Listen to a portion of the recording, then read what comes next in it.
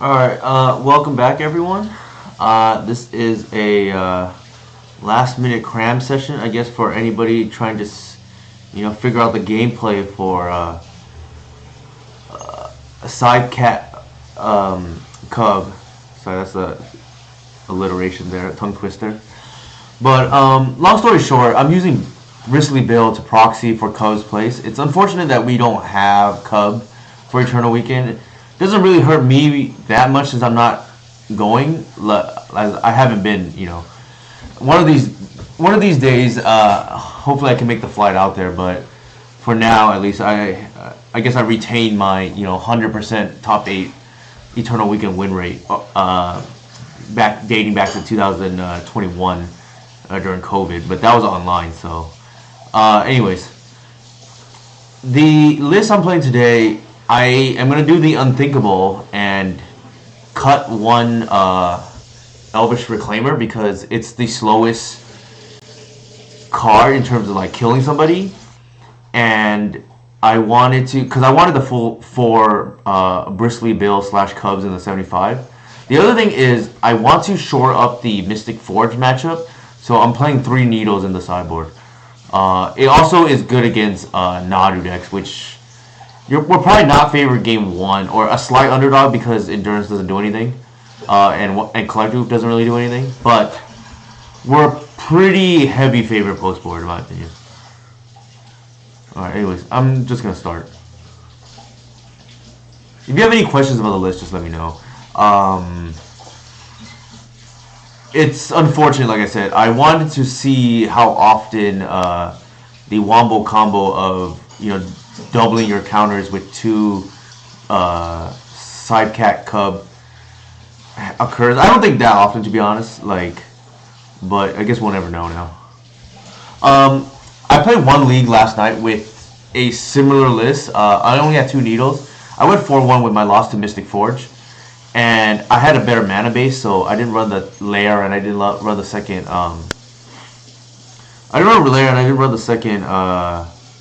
Talon Gates, and our loss was to Mystic Forge, like I said. Mana base felt a lot better, but we'll see how it is today. Claboosinator. I feel like this is the Moon Stompy player, but I guess this shows it right.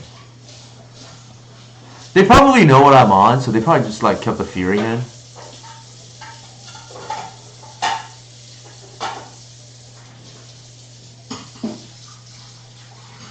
They do have Blood Moon, so I'm just gonna play it safe. We don't have white in hand anyways.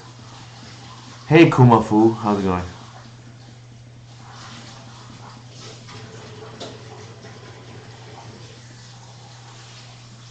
There's the Blood Moon.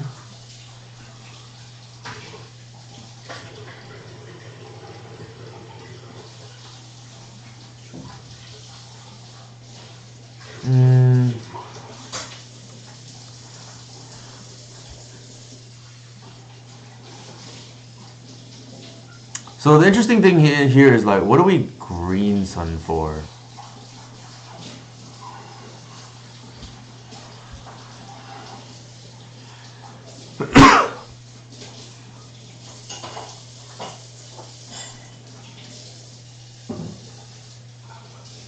I think we just once upon a time, and maybe, well, if we get the Sylvan Safekeeper here, they can go 3, and we can pitch a land, let the other one die. Actually, that doesn't get us anywhere. We'll just pass. I'm not sure if that buys us anything if we get Safekeeper here. The benefit of this setup here is we force out the Fury.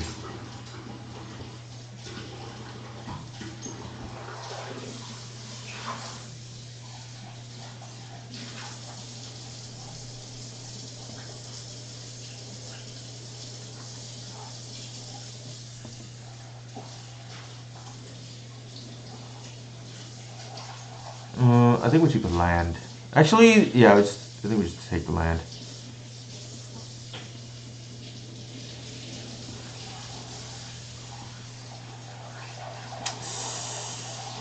Ew.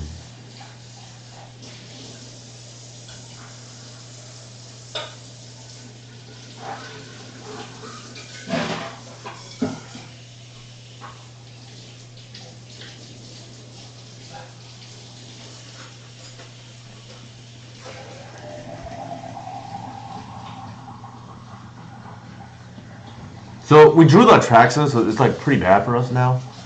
Our natural orders are like blanks. So I just got the biggest creature possible. We did draw the Fury for whatever that's worth. Not that it would have mattered because, like I said, we drew the Atraxa.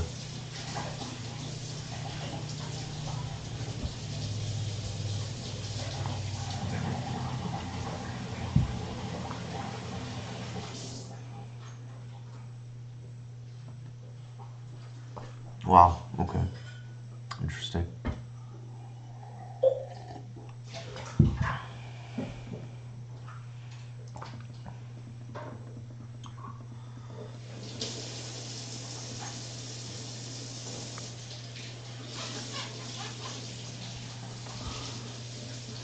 Hey Daniel, D3W. I answered that at the beginning of the stream. I will not be.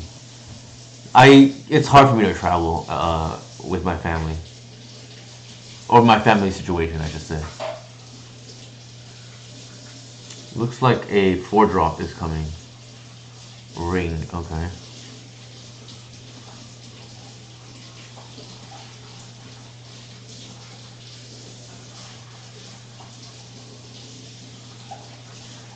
So the question here is like, I feel like I have to just shut off the ring. That helps.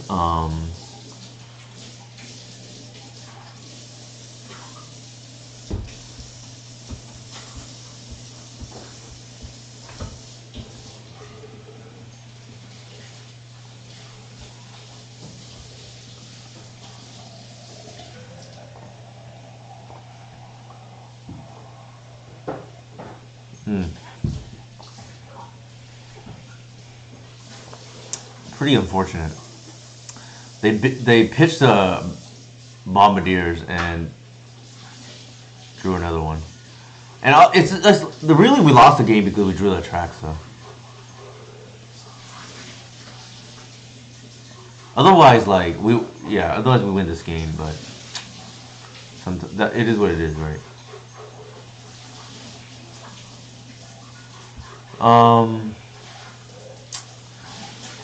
Man, what are we gonna do here?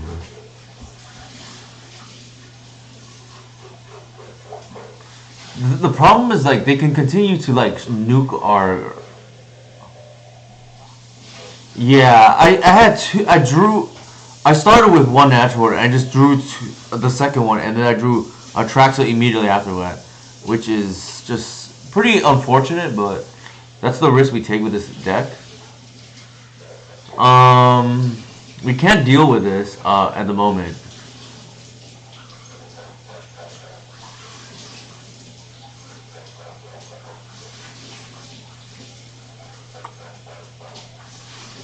Because, like I said, anything we do here, they're just gonna nuke our hand.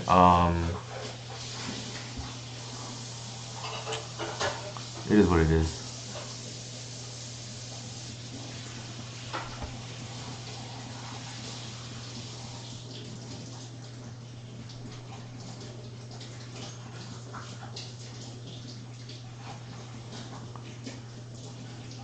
Yeah, we lost with our draw steps this game.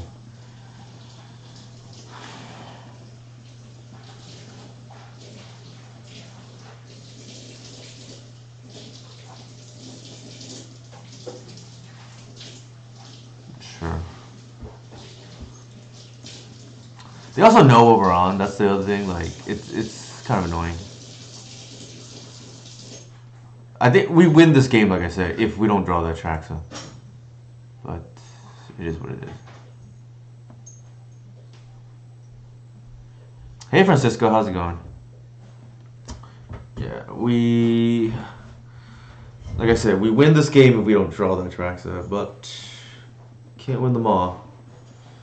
I think I don't think there's an out at this point. They're just drawing too many cards, right? But hopefully this is a lesson learned for everyone, right? Just like, okay, interesting. Is there a reason? Probably not. We can just see more of their deck, I guess. I don't think we're winning regardless. Thank you for the sub, Zeke Week.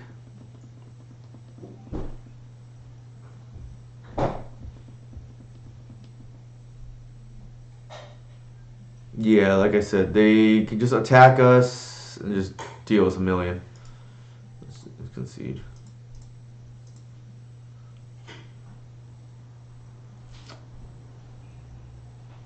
Here are my socials again. Yeah, we got to not draw the Atraxa at the most inopportune time.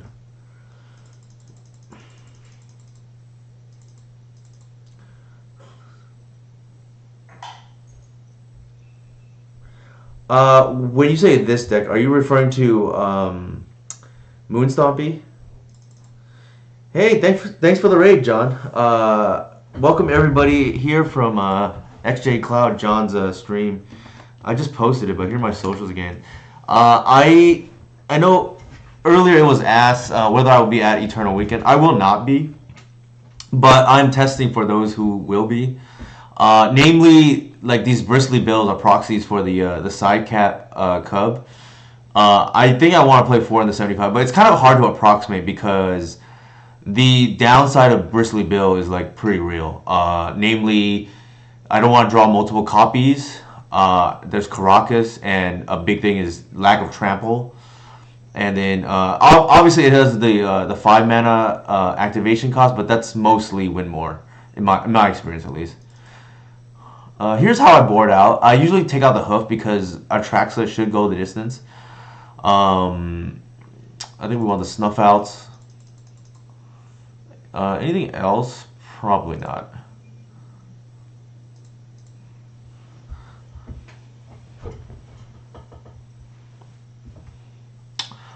In this kind of matchup, this is exactly what the Cubs or Bills are for. You just want your creature to be bigger than theirs. So Tarmogoyf ends up being decent, I guess. This is awkward. The lair is hurting us here. I think we have to keep just off the... Sure.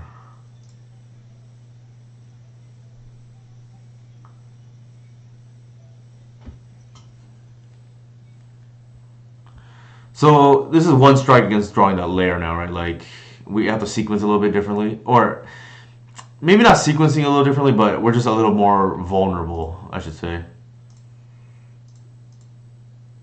Because they can just go land drop and just like 3-drop us right now, right? I think we want to turn on the snuff out, so we're just gonna fetch value, and if they have it, they have it.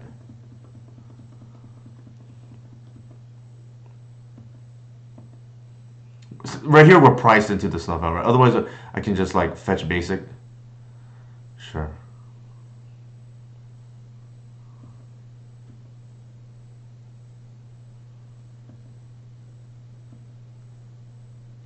We keep drawing the Atraxa, ironically. I think we just try to get the bill out of Fury range.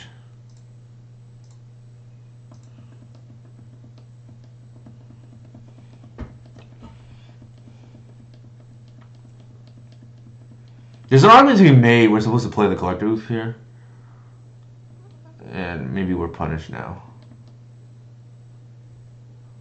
Or I guess they have the Simmons Spear Gun. It didn't matter.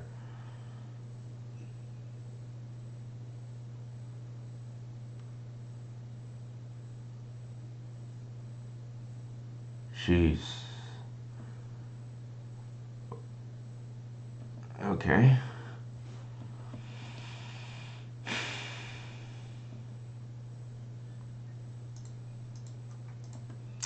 I don't think there's anything we really could have done aside from if this was a fetch land that we wanted to play. Then you can argue that then we can fetch the basic on turn 1, right, and then play around the Blood Moon. And then it's a real game otherwise. Like this kind of cost us that we had to have this in the opening hand. So that could be. To be fair, also they had the. To be fair, they did have the Spirit Guide, so they would have been able to sweep regardless. But we would be more in the game, if that makes sense. But again, they have a Bombardiers, and we can't kill it.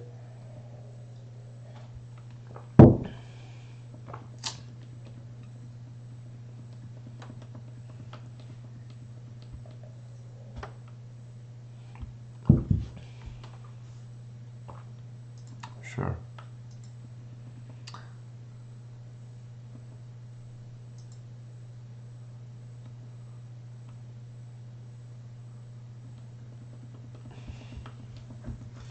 Yeah, that lair really hurting us this game. And if Moon Stompy is prevalent at Eternal Weekend, probably want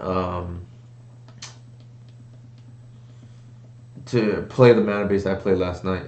Maybe it's not too late to change, to be honest.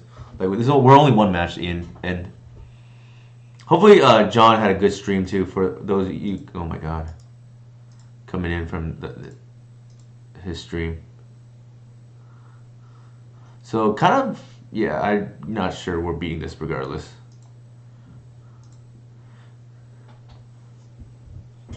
I think we have to get the Bill / Cub out of the Confluence range, and then work from there. I'm not sure we win that game regardless of what we're playing.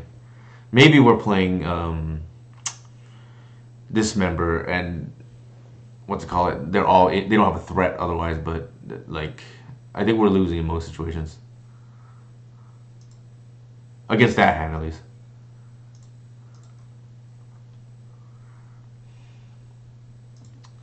So scoreboard right now is what's it call it? We want the cleaner mana base instead of the layer or the extra talent gates. I played last night the list. I went 4-1 with the Lost to Mystic Forge, 12 fetch lands instead of 10, and I just wanted to see how often the combo kill with Cub would come up. It doesn't come up that often, but the nice mana base was noticeable and did hurt us. And then conversely today, it did hurt us in game 2 there.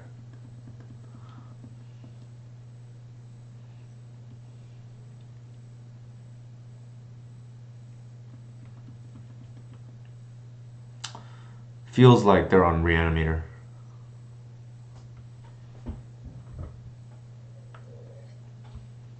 I take that back. If they have Veil, it's probably Storm. TES, I would guess.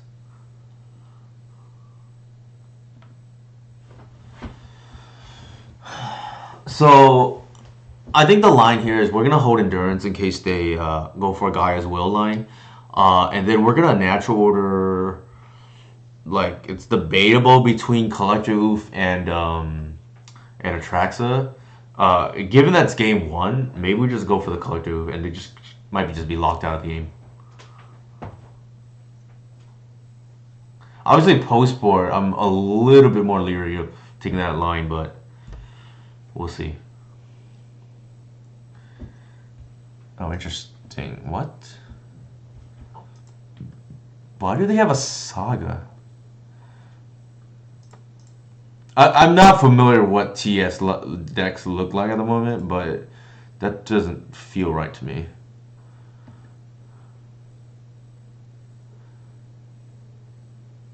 Okay, that's kind of good.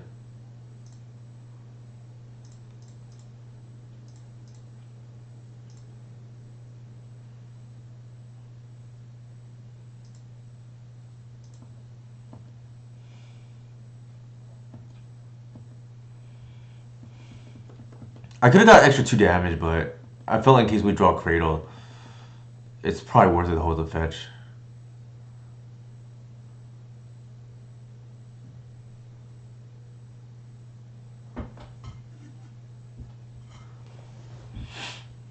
Our opponent is 1-3 for whatever that's worth. There's the Dark Ritual. Dark Ritual.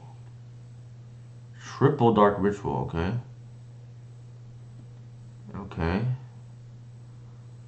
We might just get ad nauseum here. No, actually, that's not possible because they have the LED here.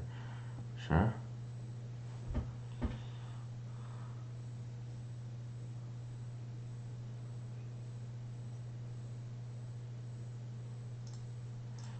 I'm debating what I want. I guess the hoof.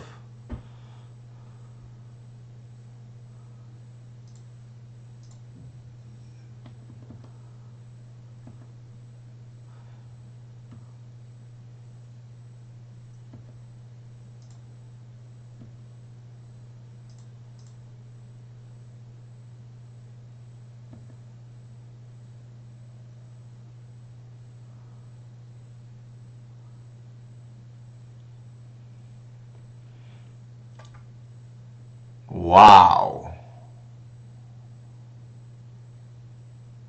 Okay.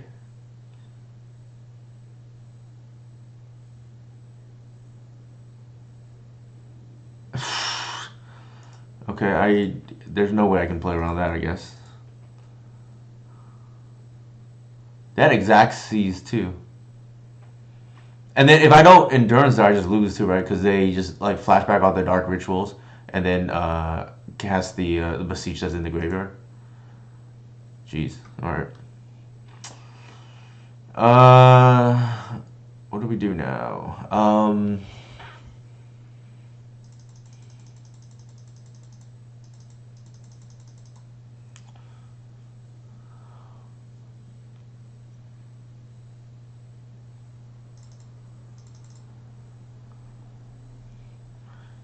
I don't think we want the endurances. They're gonna play around graveyard hit postboard. I'm gonna, and we have the 2 macabres anyways. The question is like, do we want Bill or do we want the whites?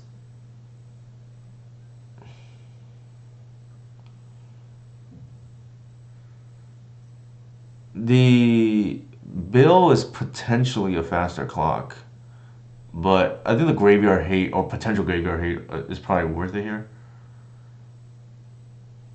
So I don't know if Bill lines up great against their lines per se. Endurance might be better.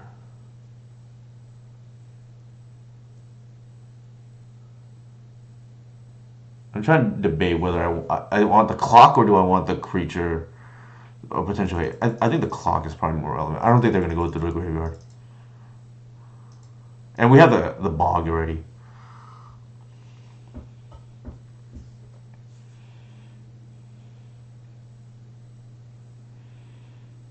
That's one thing I sometimes do against people who reliquary too slow.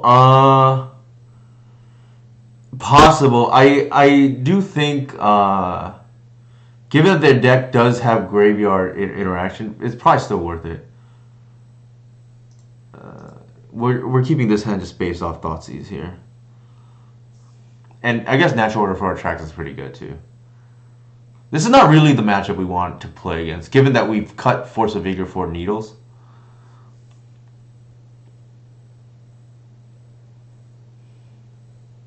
Also, man, losing that game 1 there is pretty rough. Like, they had the double, like, essentially through protection, right? Like, what are we supposed to do there?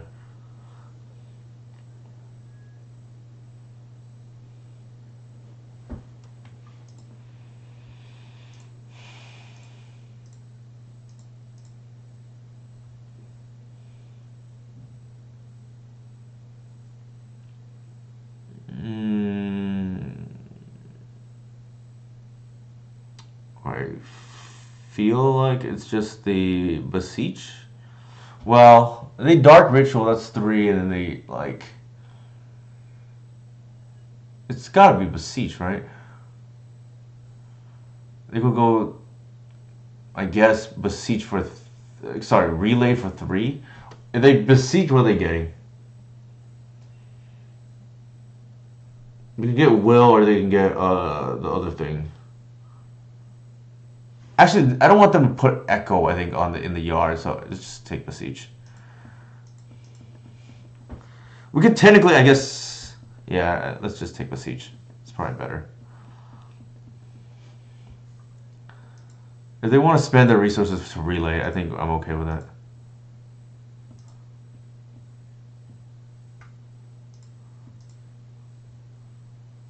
That's pretty good. It's kind of funny, to be honest. And then now we shut off their Relay, right? They have to have a land. Also, it shuts off LED lines, which I'm a little bit scared of.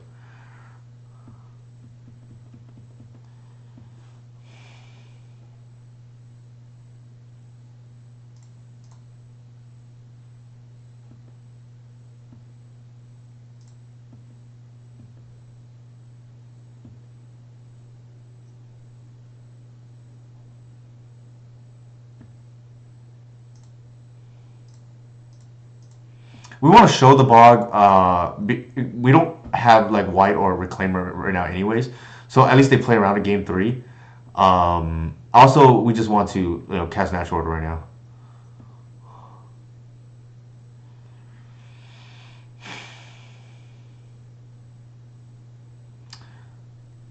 So we don't have lethal.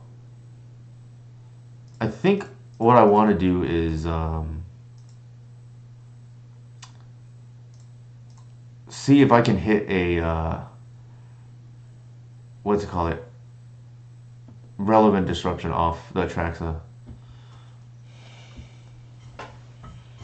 Once land. Do we want C's or do we want probably just C's, right? Like take whatever they have. And the other remaining options, I think I like White best. Yeah.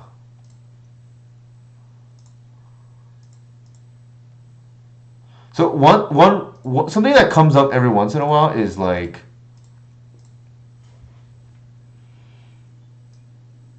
I just take the ritual, I think.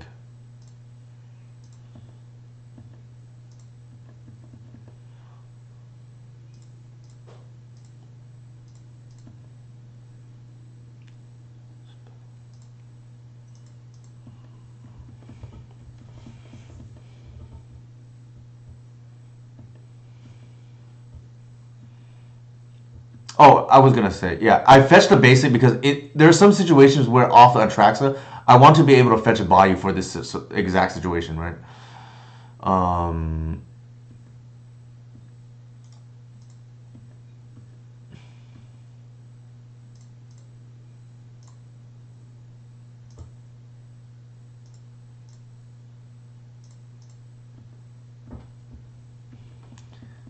Should be game. Yeah.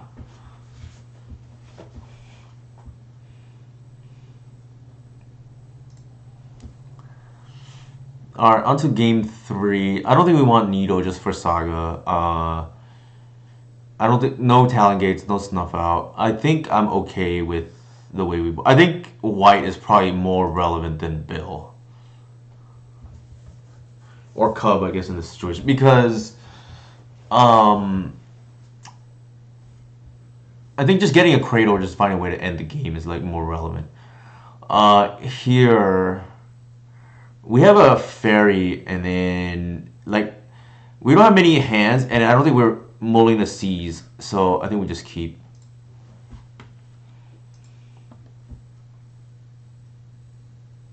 Yeah, I mean I don't love this hand, but I don't think we just mull the Seas.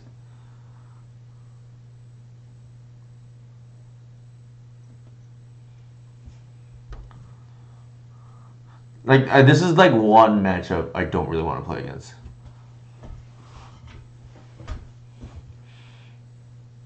Okay.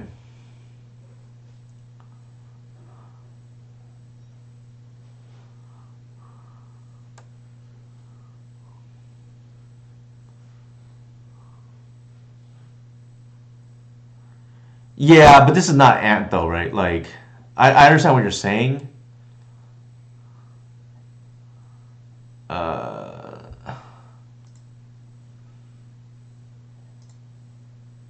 that's kind of free, I guess.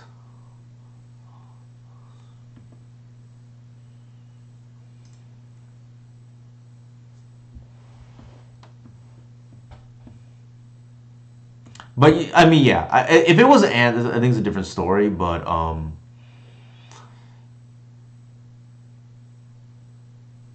debating whether I think. Yeah, let's just save the fetches in case we draw the cub.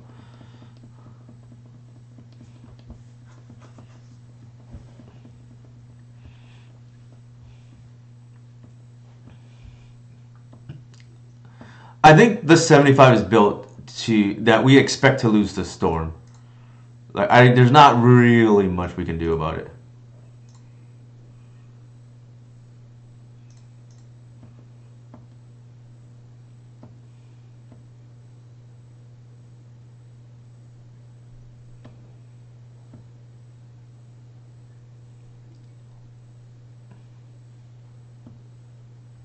I probably okay. I didn't do the math, but it might have been correct to just play the guy as a Cradle there because in case they beseech. The other reason is like we might even have the attracts the hardcast already. I didn't count it, so it would have been 3, 4, 5, 6, 7. Yeah, so we already had it. So we should have just played the Atraxa and Bash for 3 there. Take them to 16 in case they ad nauseum, not ad nauseum. The other one, it probably doesn't matter to be honest.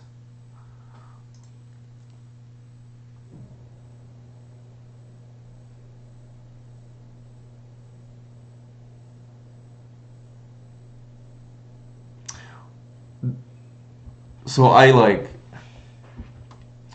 hey Centeno, how's it going? I probably cost myself like if they like echo and then I lose my Cradle, right?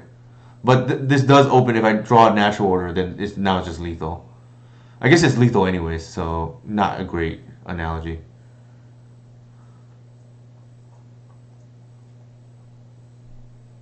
Oh my god. I think we're just dead now.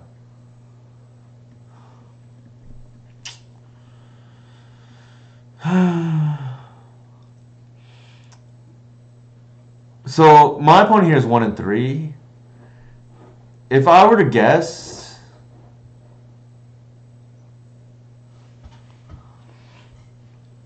they probably lost to what is it called?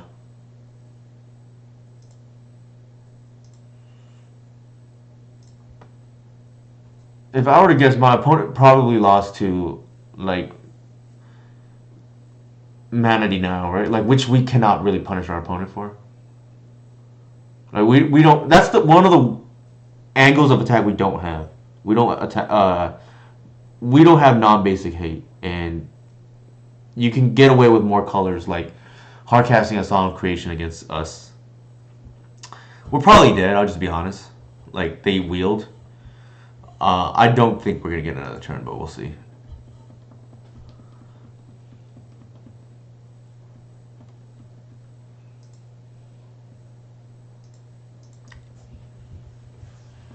It's unfortunate, like, um, well, I guess that's not entirely true. I was gonna say it's unfortunate our testing here is gonna go wasted, but it's not because um, I think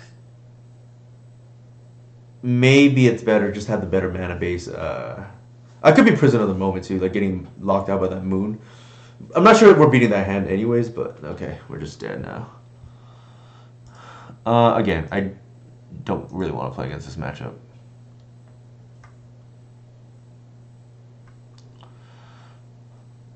All right, onward and upward.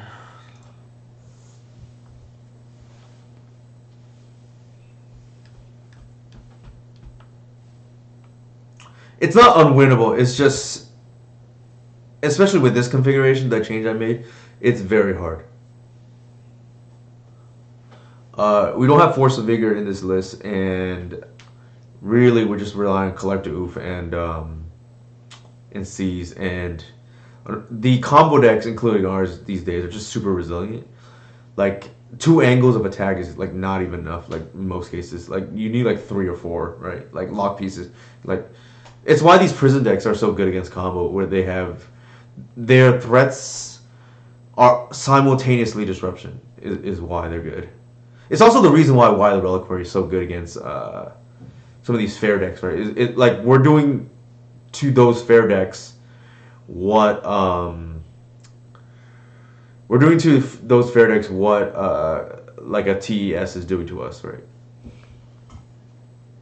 Let me get some water as this loads.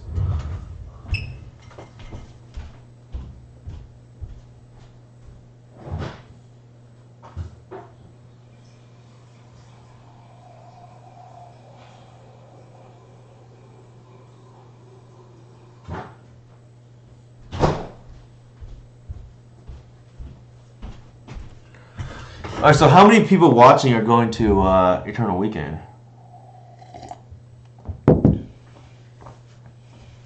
Also, I forgot to advertise earlier. If you catch a misplay on my behalf and call it out before I do, I give out 120 promo codes for 120 play points. So, something to keep in mind. S. Rogers 90. Mystic Forge. This is exactly the testing I want to do, right? Keep. So I want to test against Mystic Forge, so this is kind of good, right? We're 0-2, but this is the desired testing matchup. Like, I want to see if the Needles, the third one now, like, maybe I don't want to go to the 4, but, like, to swing this matchup. Obviously, I can splash blue for, like, Consign, but Consign doesn't even, Oh, nice. How's it? Consign doesn't even like play well with our deck, and I'm not even sure it's worth it, to be honest.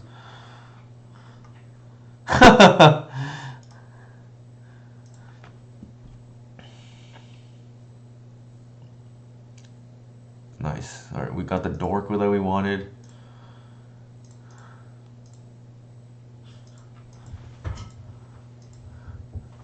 I was gonna say, let me pull up my creator whatever thing so I can hand them out. I don't have them readily available. Oh, interesting. They are not on Mystic Forge. I mean, I would have kept this regardless, for what it's worth. I may not have led with Bayou, but I would have kept this regardless. Actually, there's merit to lead with Bayou here anyways, because we have white in case we draw a Cradle.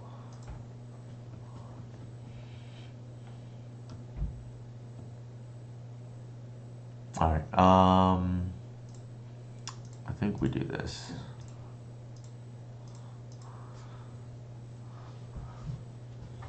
And we're going to play around the days. This is a must force. Assuming they're anything remotely fair.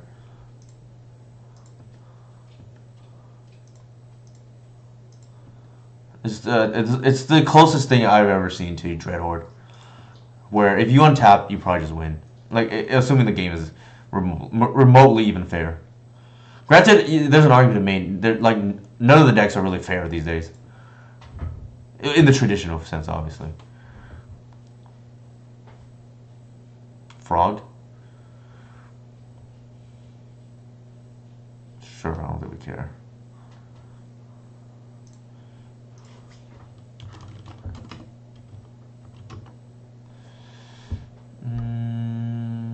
Here, I pulled up the creator codes. They took the green sun. I wonder what my opponent is on. Maybe they're on... It feels like combo, like, but somehow I don't get Reanimator vibes. Maybe they're on Doomsday, but if they're on Doomsday, maybe they take the Endurance. I don't know.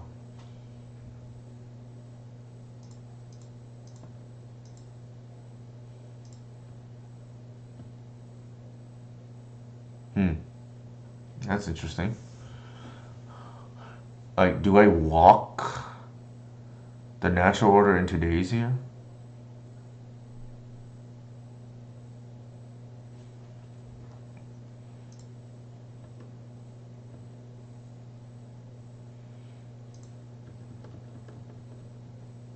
It's not even lethal, so maybe not.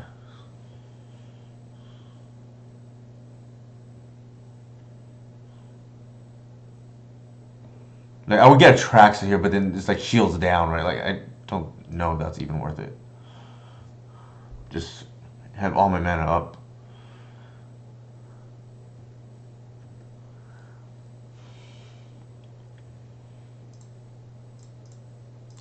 I think I'm casting this here.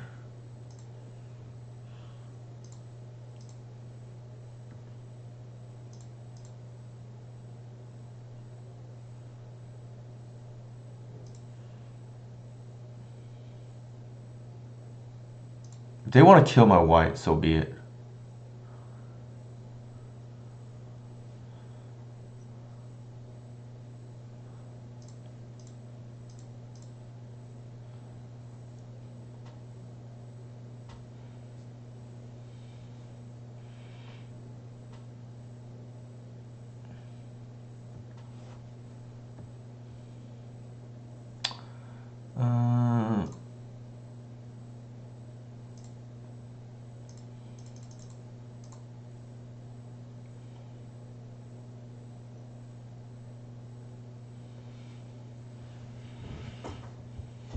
Sure.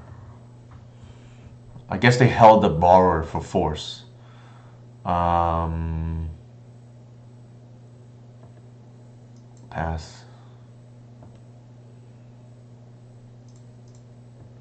Now I think they are on Rescaminator.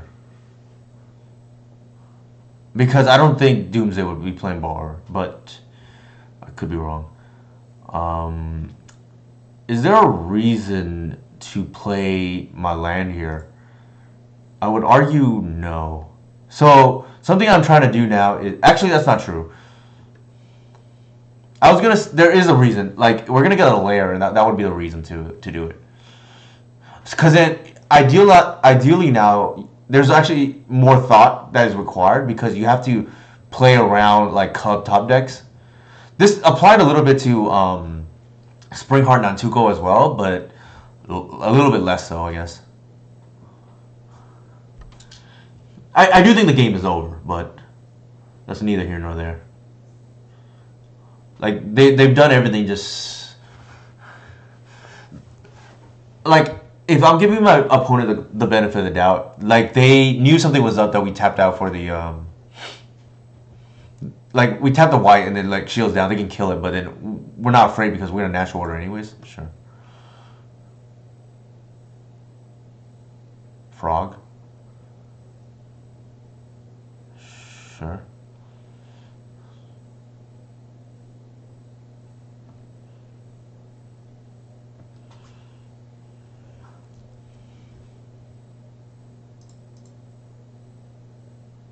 That means over, right? We're just gonna Talon Gates that out.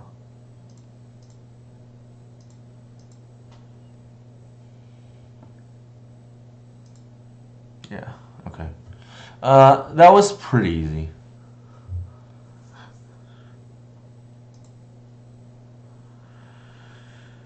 Alright, just how bad is it gonna be when we draw this? I hope it doesn't cost us the game, just because it doesn't have trample.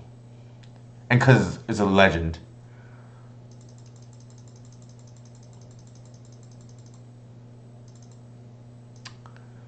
We clicked that one too many. I think this is like reasonable. Uh-oh.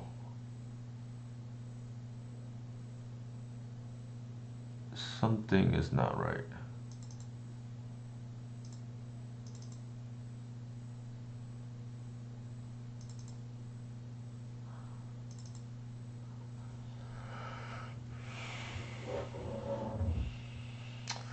I hate this error.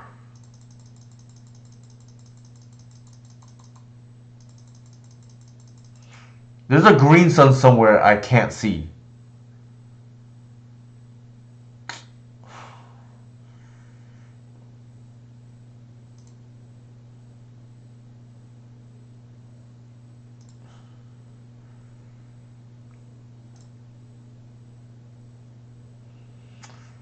All right, I'm. Man, this is gonna be frustrating.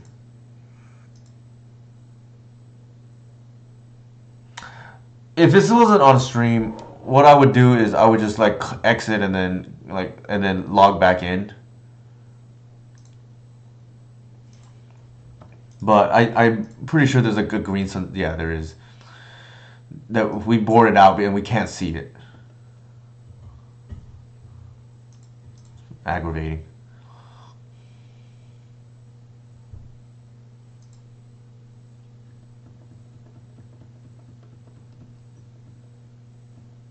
So they have a combo hand. That's the only reason why they would take the ferry.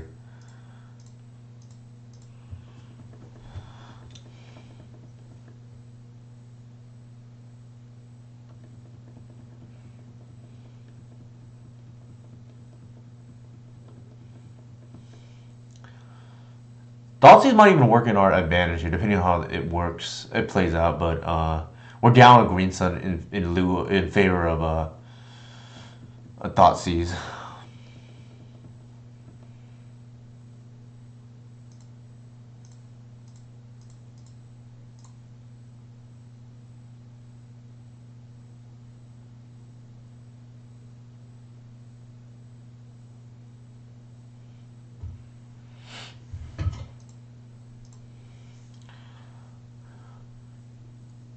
O2. I don't know what you're trying to say. We are O2, that's correct. I don't know, like, are you trying to make fun of me?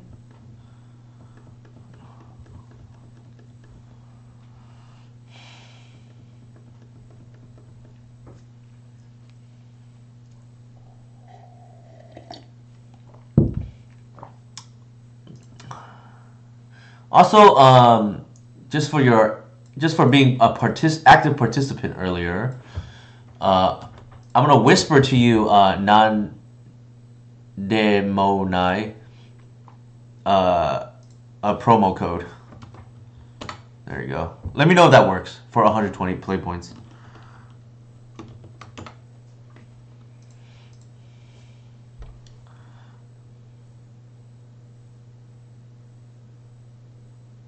Sure.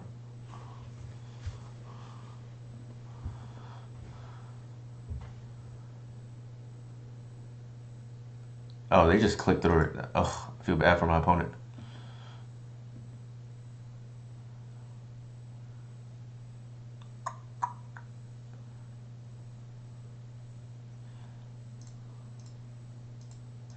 We're gonna play around double days here.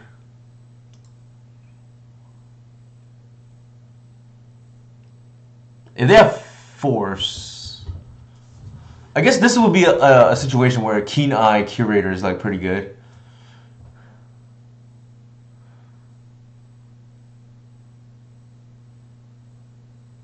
Although I guess to be fair, white is like pretty good here. Yes and no.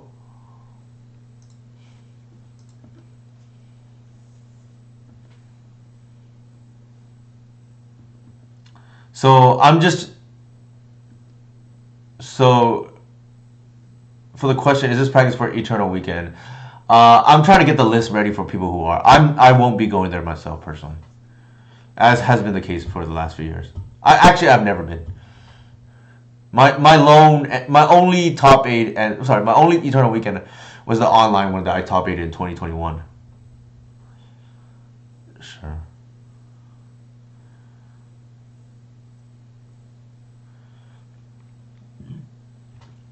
Excuse me.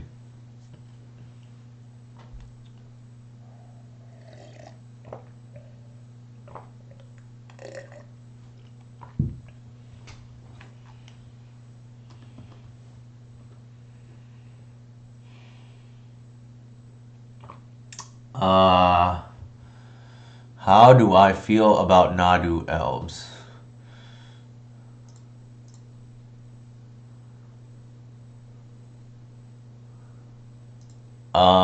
I don't think it's as good as some of the other options that have some similarities. We're just gonna block here. So, for instance, I don't think it's a better alternative than our deck, and there's arguments to be made on to a lesser extent. I don't think it's a better alternative than the Bant Nadu deck that gets to play Force and Will and Brainstorm. Sure. I don't know why they did that. Very strange.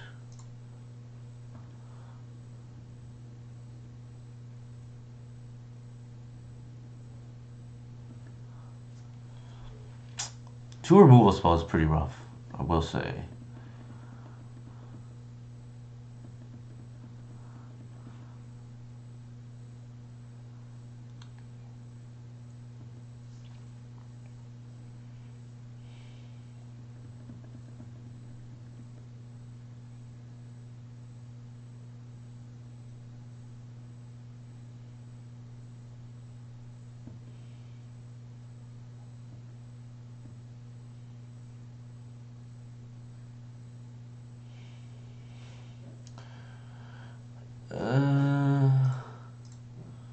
Let's do this.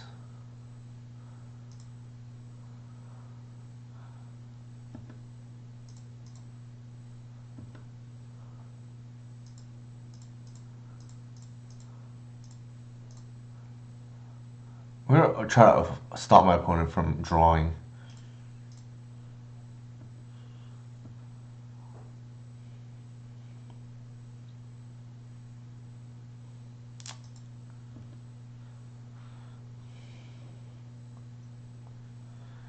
I mean, how like the elf version has the same problem, no? Like obviously it has natural order to win some quicker games, but I'm not sure how that's any different. I guess.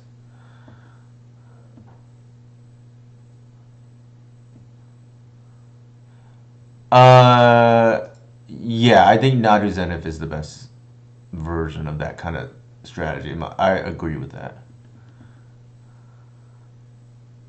I just think your slots are not as taxed. What I mean by that is like you have more flexibility in how you build the sideboard and the list. Like there's less moving parts.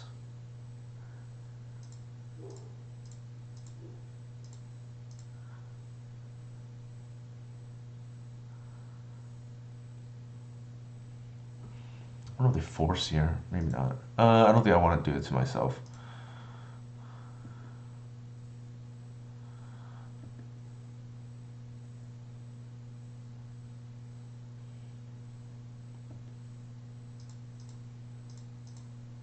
If they want to load up and just like, discard their hand to Psychic Frog, I think we live with that.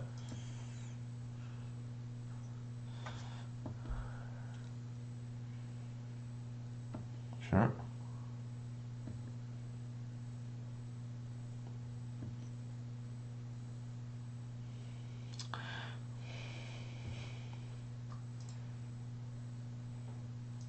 I think the Cephalid Breakfast has one thing going for it. It's faster. Yeah. So there's that. I think we're just dead here. We could not beat the two removal spells with a clock, unfortunately.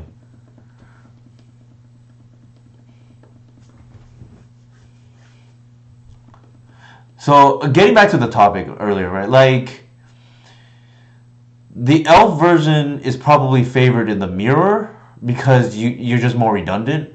But I think my issue with it is your matchups are more polarizing. So because you have a it's the issue. It's the same issue that elves have for a long time, right? Where you have so many slots that are dedicated towards like Wirewood plus Visionary or like Heritage Druid that you can only interact with, like, you only have so many slots for interaction, and I think that becomes problematic.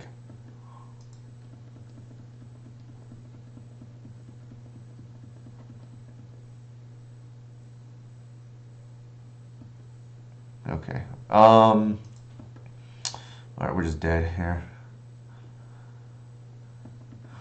We also flooded out like crazy.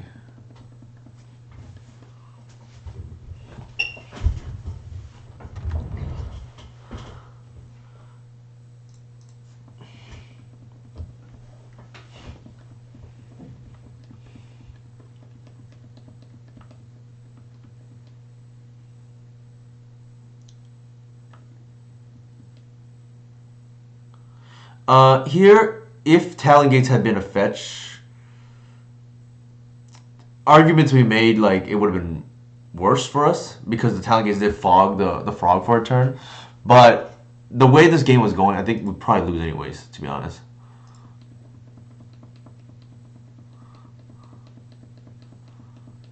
I don't think there's an out at this point. Okay, just like a 4 of kind, right?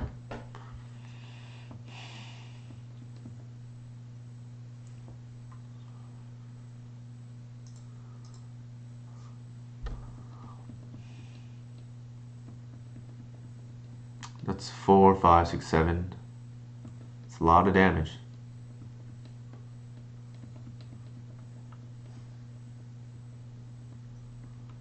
Really, it was Thoughtseize that did us in.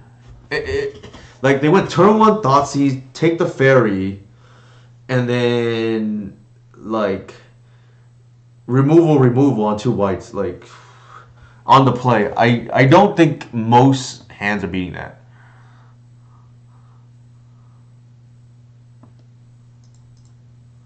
I think we have to block here, otherwise they have lethal.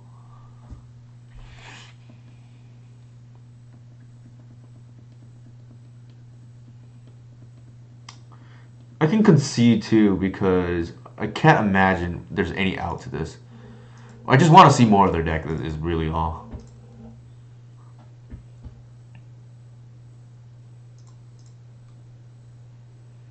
I should have actually taken a draw set to see if we had an out. But they probably have force by now. Alright, we can undo this travesty here.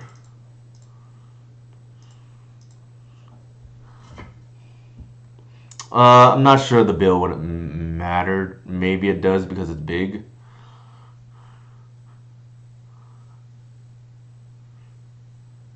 The dismember in this situation would have been pretty relevant to kill their frog. So that's something to keep in mind. Like, maybe we don't need 4 bills. Or 4 cubs, I should say.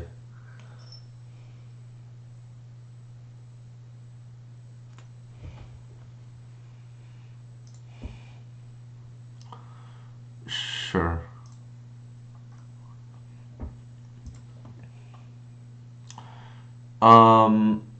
I feel like we fetch first to thin. I'm gonna arbor anyways, so in case we get a okay, hierarch there is pretty good. I was gonna say in case we draw a White of the Reliquary off the Once Upon a Time.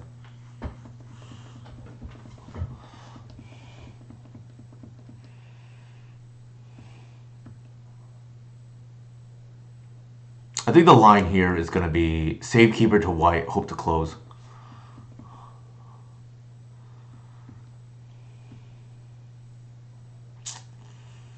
That's a clock down the road.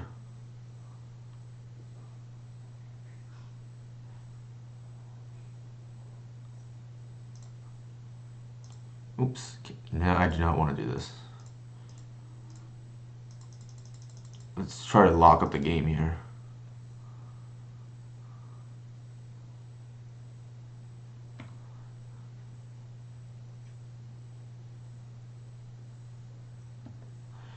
Could be brainstorming to days.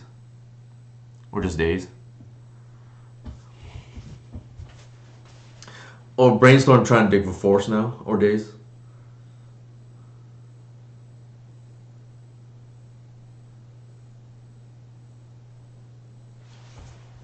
We resolve this, and we get an untap without, like, you know, an Archon or something crazy in play, we probably win.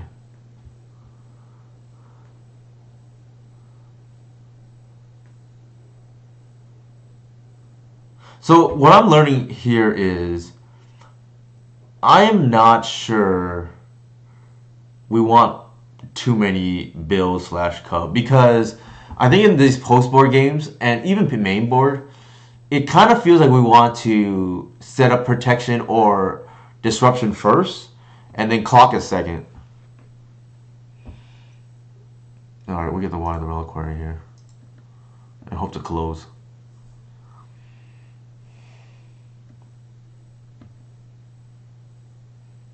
Now, we're really afraid. I don't want to jinx myself. No, who cares? Game's over, I think.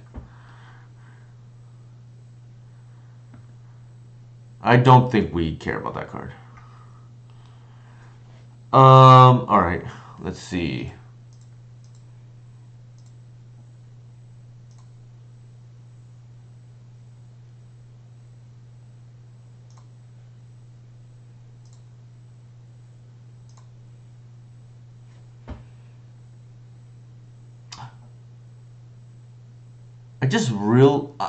I just realized with Cub you can just like green sun again for it, which is pretty neat. Cannot do that under normal circumstances.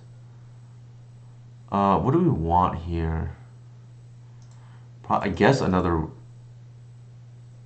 white. Well, actually, that's not true.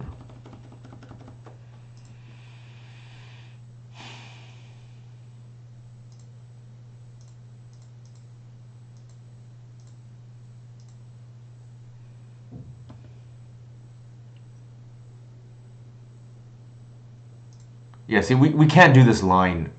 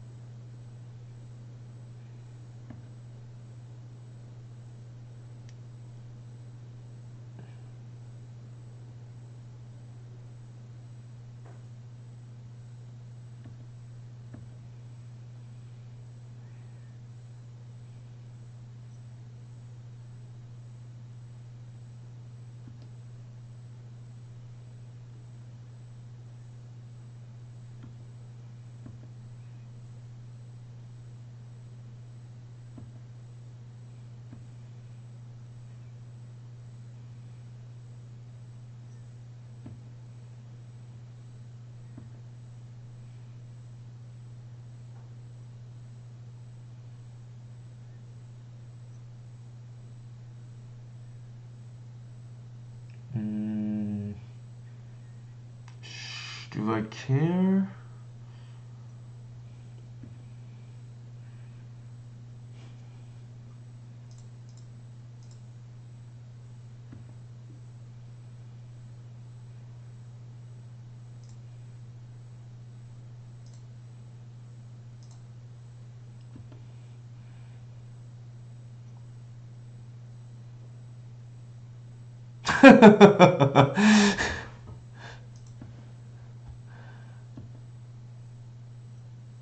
I think the game is over.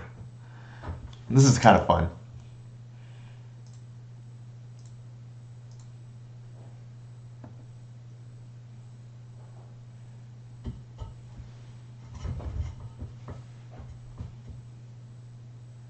We don't need to tap out.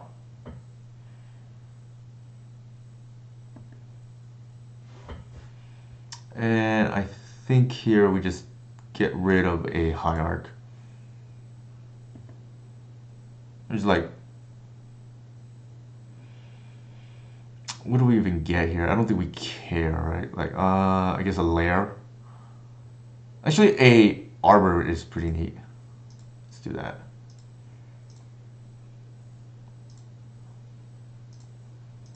I have to remember that is another interaction, right? Like, this is pretty gross here.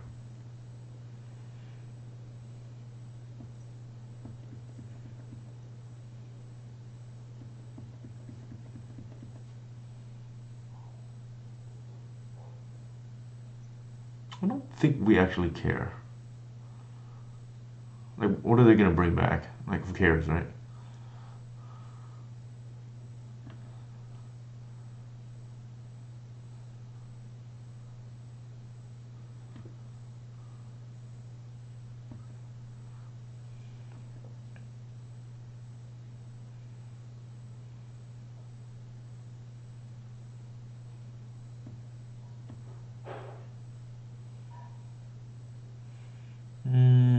Just pass.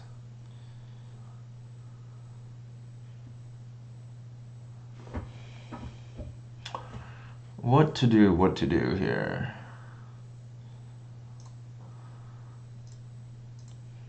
I guess we just attack with both whites, right? Like they're pretty huge. Yeah, it's pretty over. Like we're swinging at least 2, if not 3 creatures here.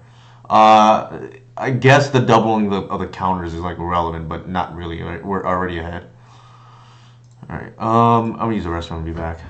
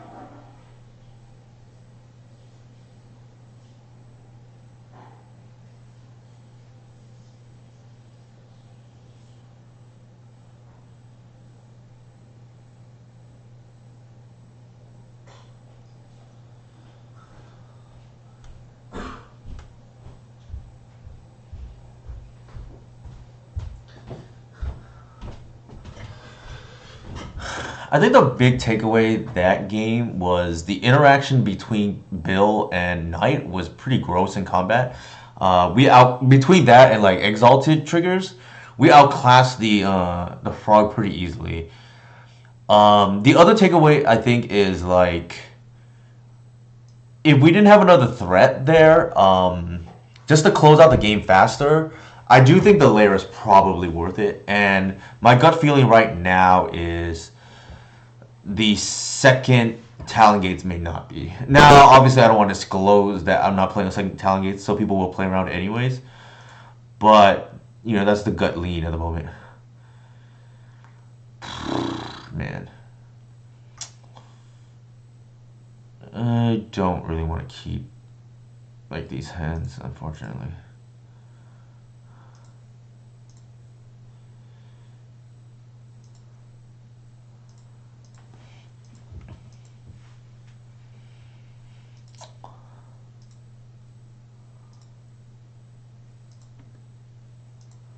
We might have just lost because we molded 5 already, but we'll see.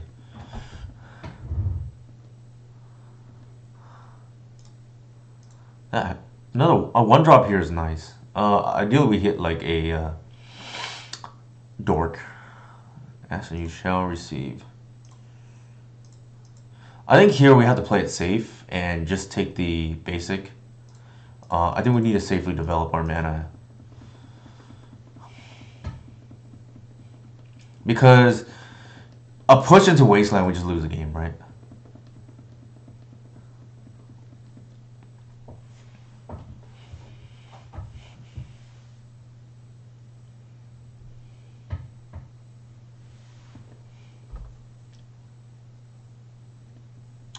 Lore revealed. I haven't seen that card in a minute. I wonder what my opponent is playing.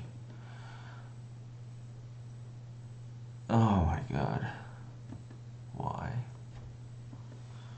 Okay, they're on High Tide, which we like have nothing for.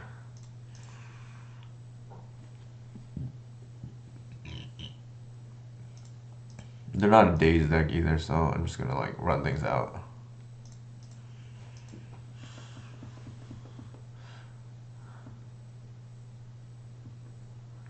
Hey, Corridor. No. First layer over second gate.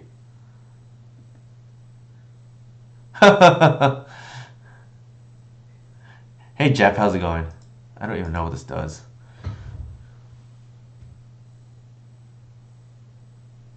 Oh, it's like a Seagate Oracle, sort of.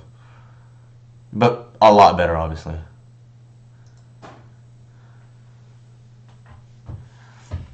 Uh, Not in today's iteration. So I mentioned at the beginning of the stream, Carador, that I went 4-1 with the Lost and Mystic Forge last night with a list very similar to tonight's. But I played the cleanest mana base possible, namely, I played the cleanest mana base possible, namely that I had 12 fetches, and then the stock list, quote unquote, is 10. And I cut the layer and I cut the second Talon Gates for testing purposes last night because I wanted to max out on fetches and like Bill, I guess. Bill is the proxy for Cub at the moment because MTGO is not going to allow us to have the Foundations jumpstart until December 11th or whatever it is. So I wanted to just like maximize, see how often I get like turn 3 kill with the Cub. It doesn't come up that often because needing 2 fetches, well, needing like 3 fetches essentially, or 2 fetches depending on like if you started with a force, plus 2 bill effects, not so 2 Cub effects. It doesn't come up that often. It was my takeaway. I don't even know what just happened. Like, what did they reveal? High Tide, Desire, and Brainstorm, sure. So yeah, I still have what is it called? I still have the lair tonight, but I went with no lair and only 1 Talon Gates yesterday.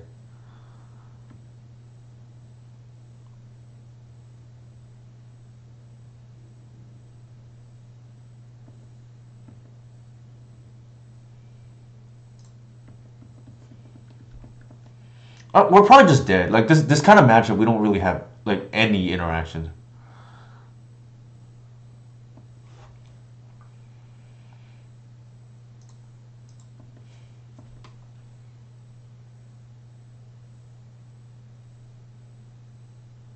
Yeah, that's essentially what happened this previous match that we won against the Rescaminator. To recap, our losses so far tonight have been to TS and Moon Stompy. The Moon Stompy one, I think we got a little bit unlucky that we opened with the lair.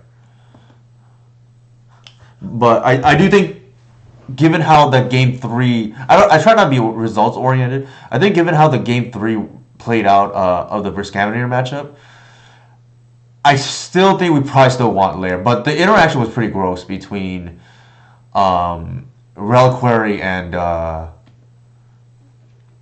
Bill. Like it outclassed the frog like pretty easily. Like I had like an 8/8 or whatever because of exalted triggers and just like counters on the white, right? This deck is like all about combat now. It's like almost like reminds me of the Arcbound Ravager days, right? Yeah, that's gonna be pretty sweet. The problem is like I've been meaning to ask actually the Maverick community, and it's not supposed to come off as like a dumb question or anything. I'm just really curious why nobody has really experimented with like a more dedicated Wild Reliquary build, because 2 mana is a lot less than 3. I think we'd take a chance here.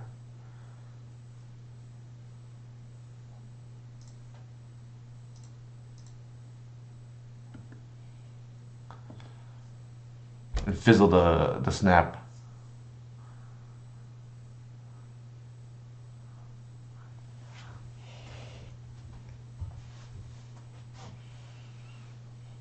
What happened to their Sapphire medallion? Okay.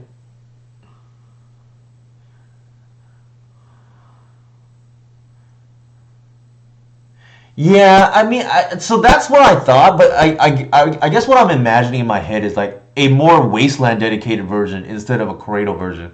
Because I know that's like, you want to call it the identity of Maverick. Like that's the thing, right?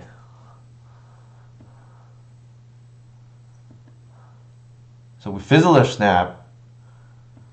Oh, maybe that gets us there. Or not there, but buys another turn, right? What do they use so far? Like I've not been paying attention because I just assume we're dead already, but I guess not.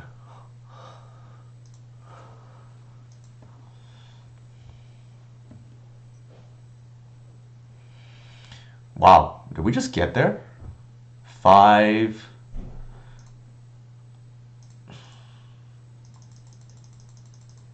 Now they have fluster, so be it, right? Like I can't play around everything. Oh, here's their saffron. It's like camouflaged.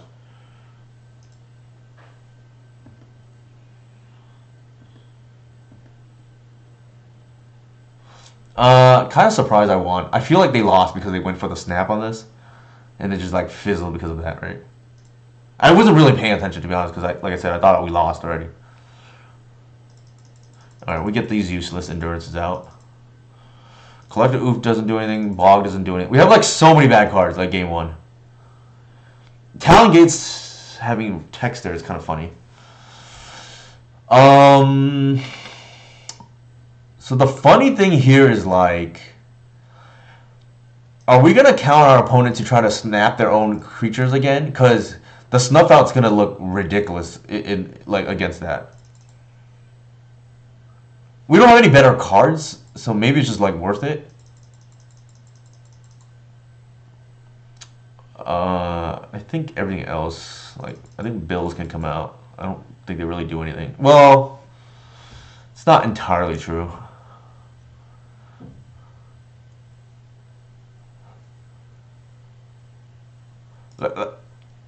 This is like high variance, I think. But given that we don't have anything else, maybe it's worth it.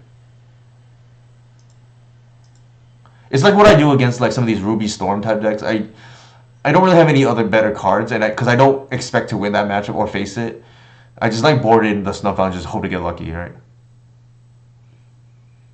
Sure.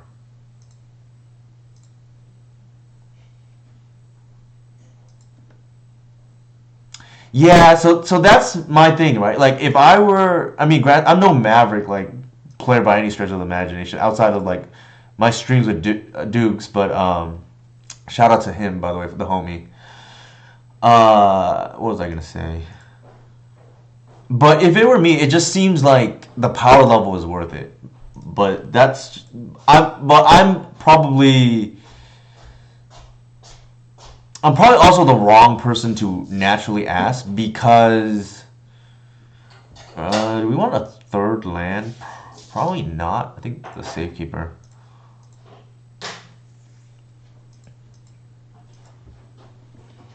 Yeah, so there's that, right? Like, it is slow to get Wasteland. But to be fair, it untaps quicker though, so it's almost like getting a Wasteland at the same time, but you're paying only 2 mana. Unless you needed that turn for whatever reason. Which is... Sure.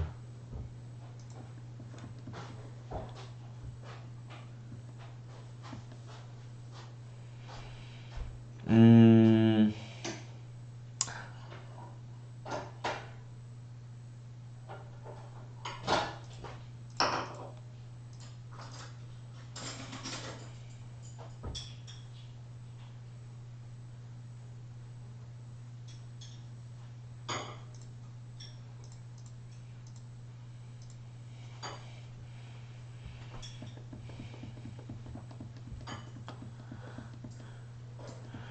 I don't think it's Molta Thoughtseize for what it's worth against this kind of deck. I feel like we have to kind of get lucky. So the way I board is I try to board in a way that gives me as many keepable hands as possible so that it's hard to predict. Sure.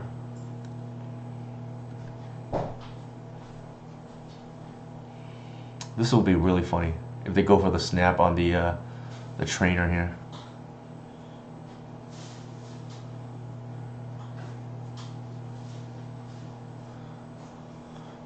Going that route, a 4-seam style might make sense. Turn white, loam, arbor, waste. I don't know if you need that many colors, to be honest. And like, I feel like everything you want is in Golgaria already, but that's just like from my observation because instead of Wasteland, I have Cradle. Granted, gives you the chance to go over the top, so that's like a big difference. But like that's kind of what I was imagining what the port to a Maverick S deck would look like, right?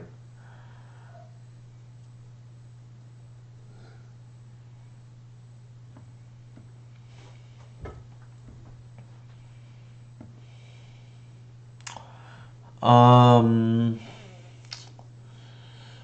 Feels like that's Flusterstorm. I kind of wonder if we're supposed to just play into it, right? Because like they can go off, and if they don't target their trainer, then we really don't have any interaction. Yes. So I think we target the trainer here. We just go for it, right? So to speak. If they have Fluster, that means they don't have Fluster potentially for. They potentially don't have Fluster for the Snuff Out later. Sure, that's fair offhand, MTG.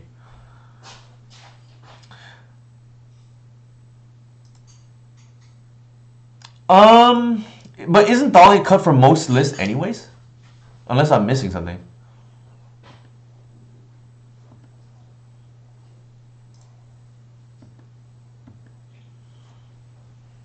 What do they bid here? They target a snap. I guess because they assume the snaps are turned off because of white.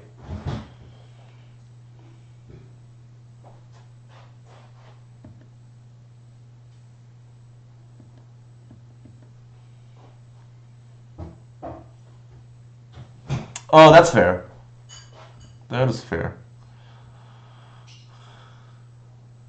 Yeah, I like I said, I didn't know what normal lists look like.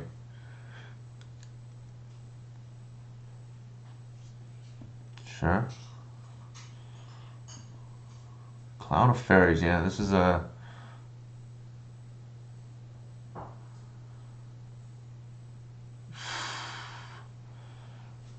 I think we...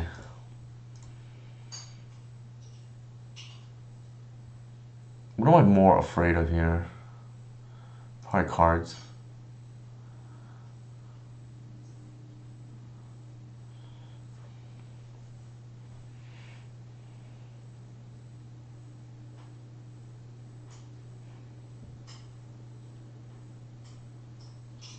Oh. Oh. Okay, that was a mistake. I clicked through it.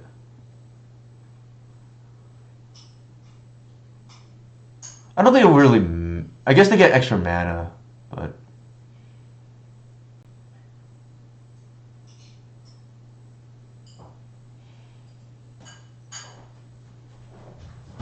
I don't think mana is the choking point. I mean, it definitely isn't now.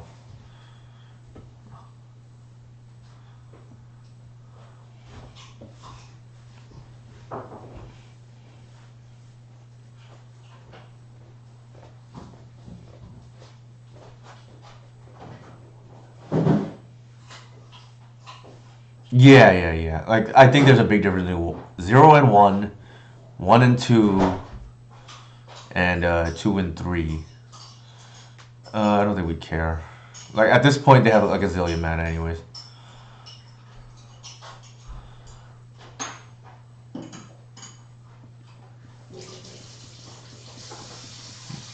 Right? I don't think it really matters, right? The 10 mana. 19, I guess.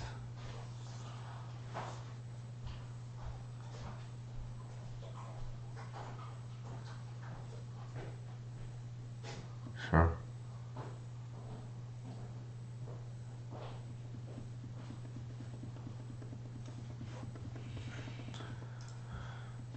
Okay, they're gonna desire into desire, so we're screwed.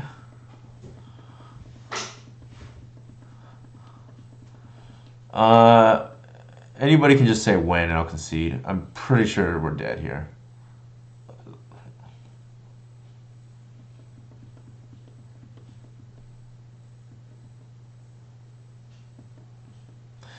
Like, okay, so they have grants. Yeah, we're just dead. Like, let's get out of here. So we have a JSN002 here. I'm sure they probably already got to see this joke, but I see those initials, and I play fantasy sports, and especially on the West Coast guy. Could this be Jackson Smith and Jigba here in our chat? If you don't get the reference, I apologize. All right, the jig's up. I don't think they're gonna like. Well, maybe they will. I don't know. It just seems like Bill is not gonna get it done in this matchup. So maybe we just take a chance, right?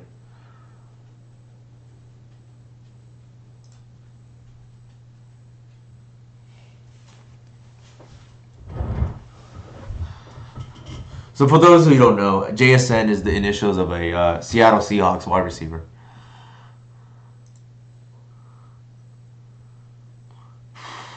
Yeah, no, that's just too bad. Why am I pairing into these kind of matchups? Is what I would like to know.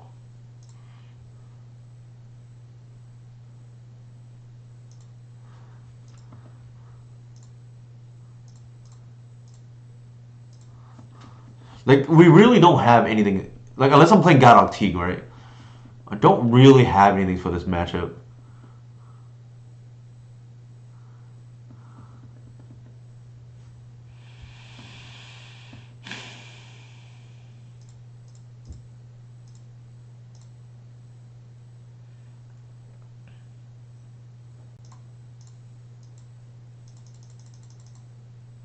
Maybe I do need to play. Well, I'm not gearing towards this deck, for what it's worth.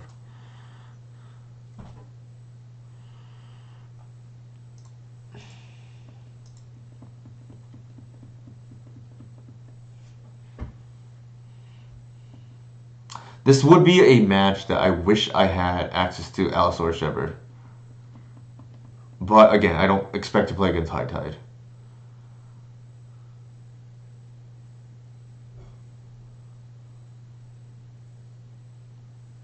I also build the deck very differently than I think most people would. I think most people like the toolbox approach.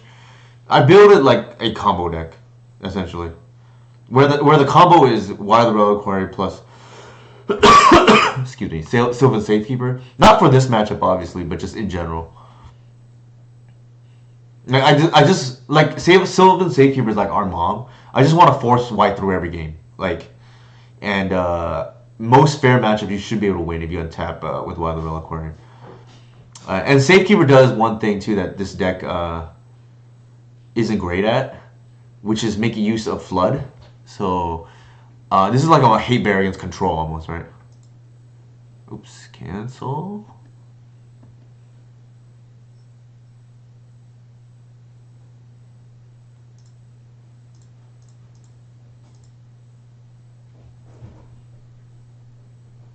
Yeah. I think that's definitely true.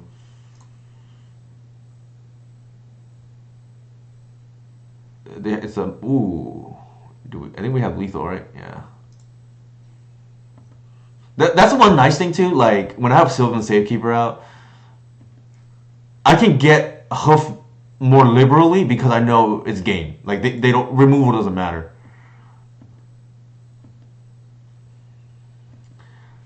It is, but the thing is, like I mentioned at the beginning, I kind of want to go down to one. Like I am a sucker for just really good mana base. And okay, so maybe we can do the full recovery here, right? Like we lost the Moon Stompy, in which we unfortunately happened to open with the Lair of the Hydra that game 2 here. I'll show for those of you who missed it. This is This is how it played out, or how like we can't ship this, right? Like this is a premium card in this matchup, and it's just unfortunate we have to lead with the lair.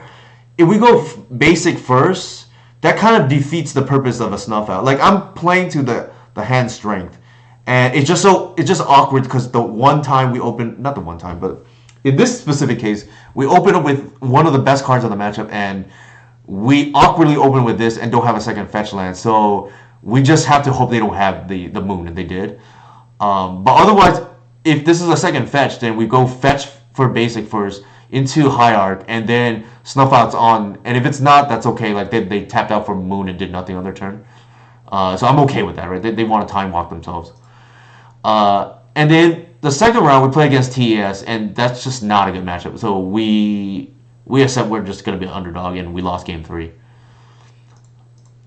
Do you want to be a Cub deck or a white deck is a question, I suppose.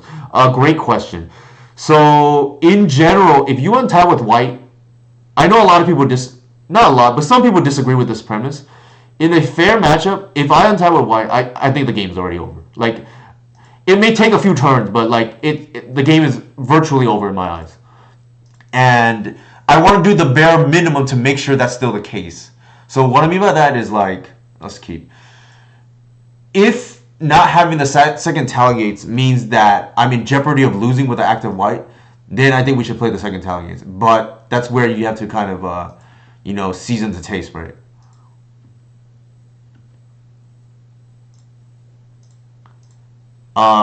I think the lair is probably worth it. Like the opportunity cost is pretty low, and I think we just got a little bit unlucky there in the first round that we opened with it. In general, green source is fine. Like it's just specifically moon in that situation, and we open with snuff out, so we're like priced into fetching for Bayou, right? Like we could fetch for basic, but then that's just playing scared in my opinion. Sure.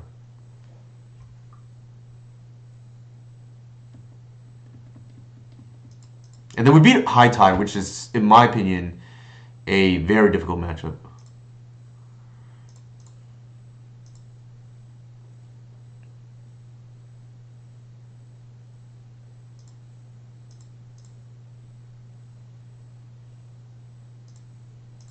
So we're already vulnerable to Wasteland, so we might as well just fetch the Bayou here in case we top deck the Wild Reliquary.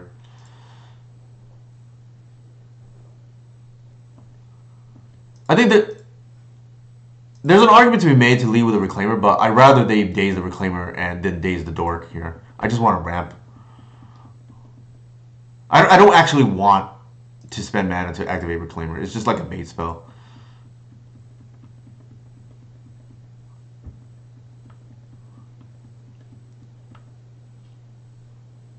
I want to slam Natural Order as soon.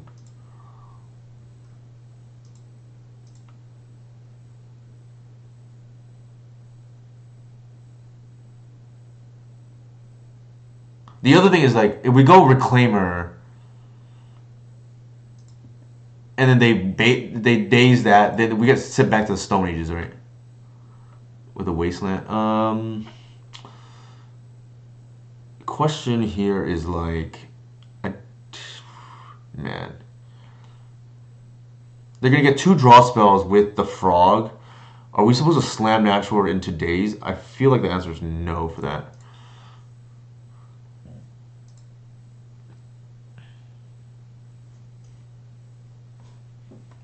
Actually, that they just did our job for us. All right, we're gonna pass, and we're gonna shields down for our turn, and then no matter what, we're slamming Natural next turn. It's been predetermined.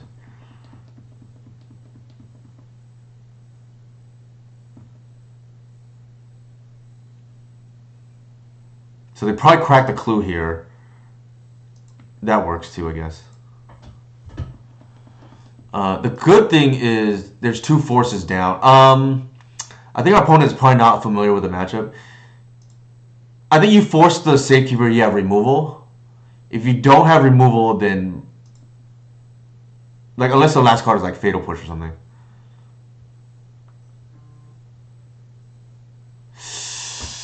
Oh my god, that's brutal.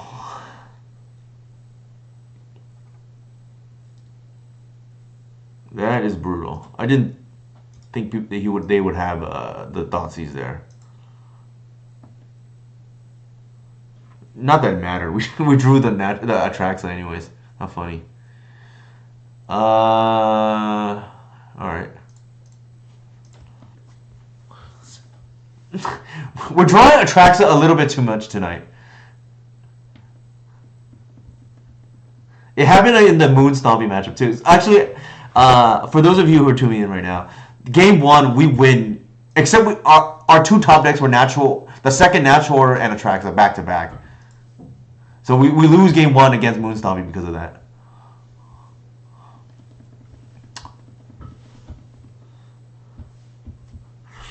I really wish there was like a way for me to put back these natural order targets that in green, but there isn't.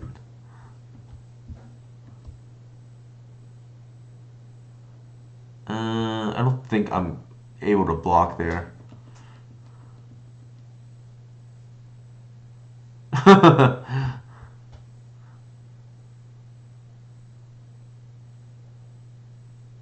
Sure.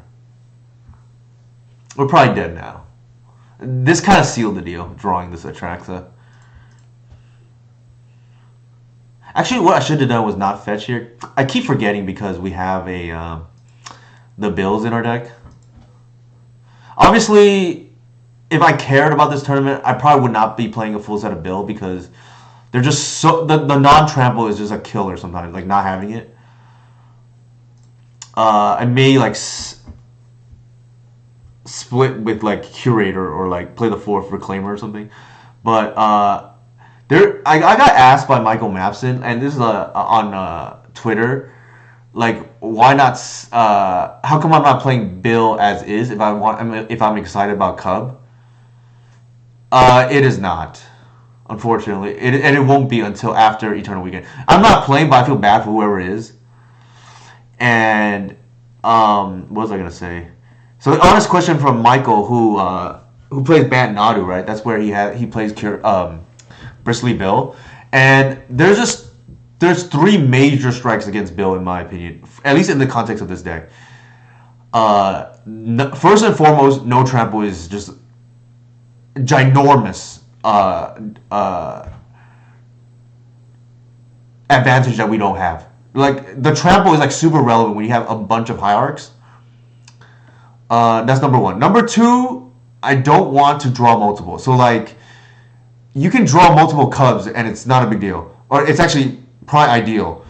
You draw multiple Bills, it's like you're down a card, right? That's number 2. And number 3, Caracas, which is less of a concern. So there's just like 3 major drawbacks. And then the flavor text of the activate for 5, I think is mostly win more personally. At least within the context of this deck. I think if you have 5 mana and you just have like creatures that they haven't killed that are relevant, you probably already won.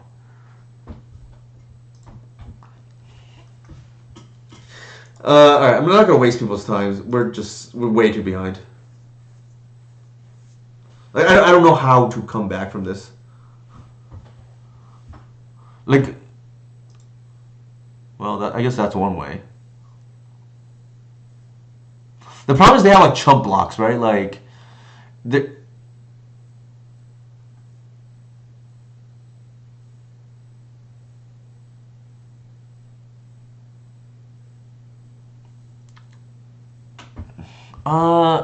yeah. See, that's the thing, right? Like they can chump block, and then they would have to like screw up royally. They have like a million cards. There's no way. I'm pretty sure I could see it at the right time. We saw Esper colors. I don't think we want endurance in this matchup. I don't think it does anything. They have Tameo Frog. It seems like a tempo-ish Esper build.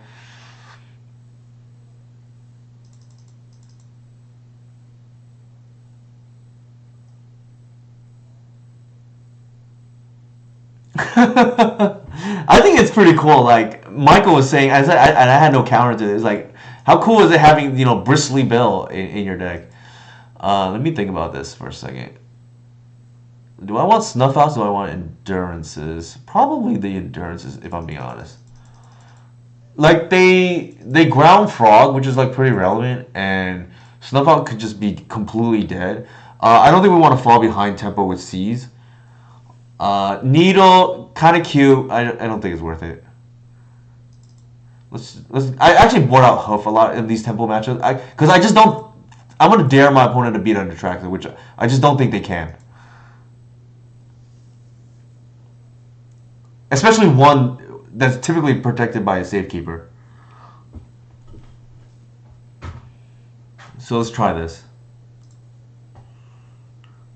Ugh.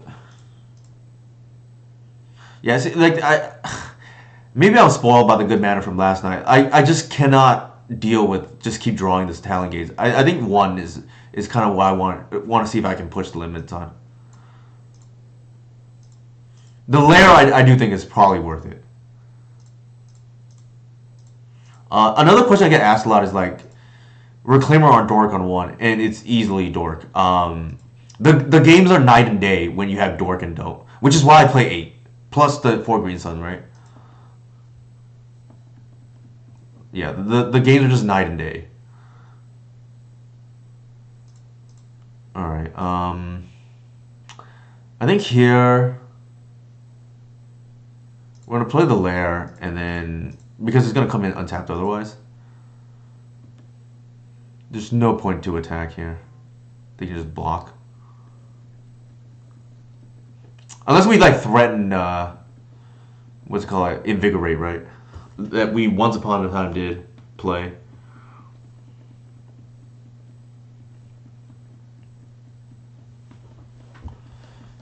Didn't feel like we wanted the second Talon Gates tonight, and again, I don't really want to have that card in my opening hand. Whereas the layer I can live with.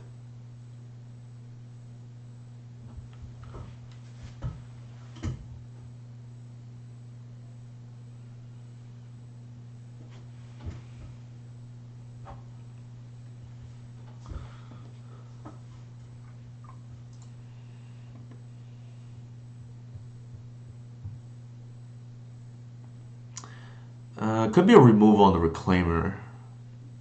It looks like it's a removal, yeah. Cage, okay. Interesting. So...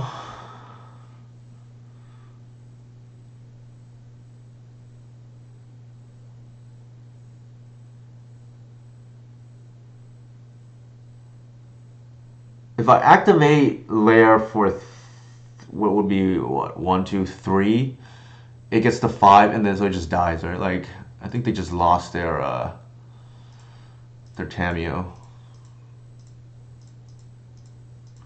unless they have Snuff Out. That is the exception.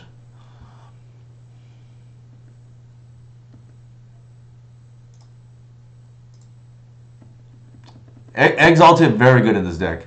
Like I said, this is like a very combat-based deck now. I think our opponent misplayed. They must have not done the math on that. They just like let their Tameo die for no reason.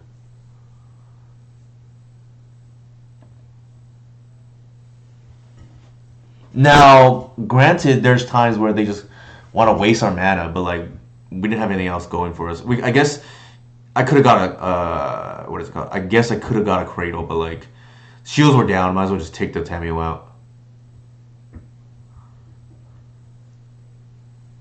They're gonna probably waste the layer now. Sure. Sure.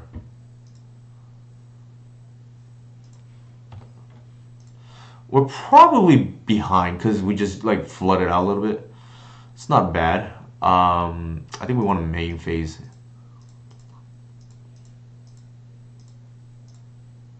If they want to double daze this, I think we just live with it.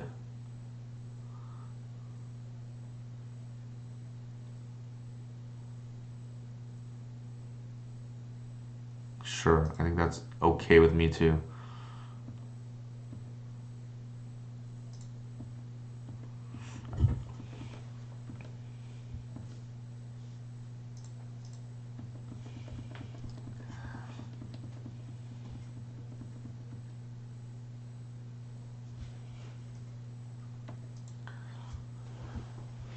The reason why I wanted to do that was because I want to play out my tap lands as much as possible.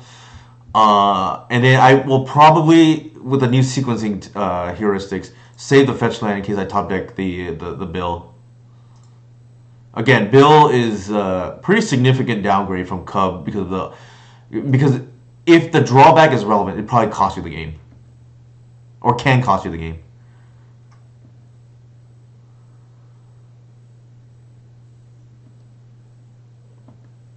I think we're just bash for 3.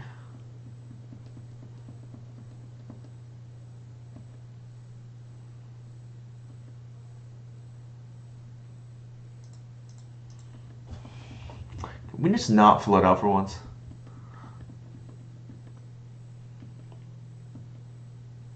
They attack, we snap block. That's a mistake from our opponent.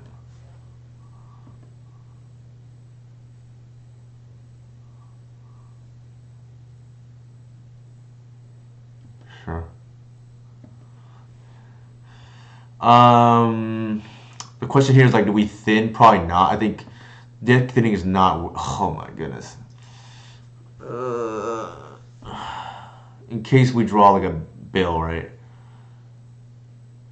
Let's just pass.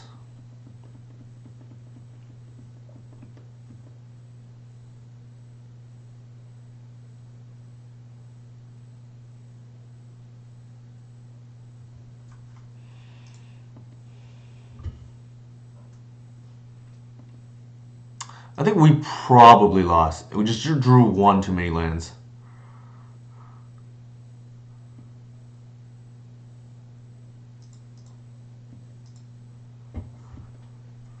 They really should be flying, in my opinion, but that's neither here nor there. Like, I don't know what they're going to do with their graveyard, right? Like, you might as well take the draw. Every draw that they don't get is giving me a chance to get back in this game.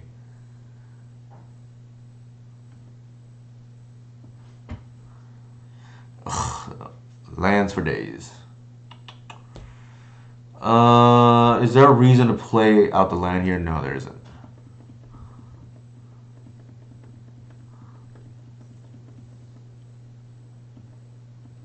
I think we probably lost. Not the best showing for us, but I think we did learn a few things. I think we can probably go down to the and add the 11 fetch.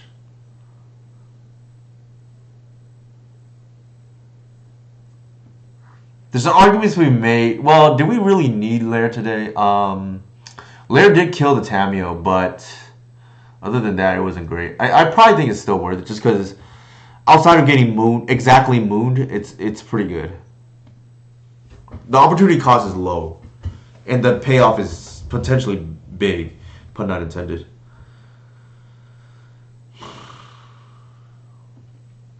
We set some strange matchups today. I did not expect to play against, oh my god, 2 cages? This is also why Cub is good, because one way to attack our deck is with playing like 3-4 cages, and Cub just does not care. Unfortunately, we like flooded out. Alright, that's relevant.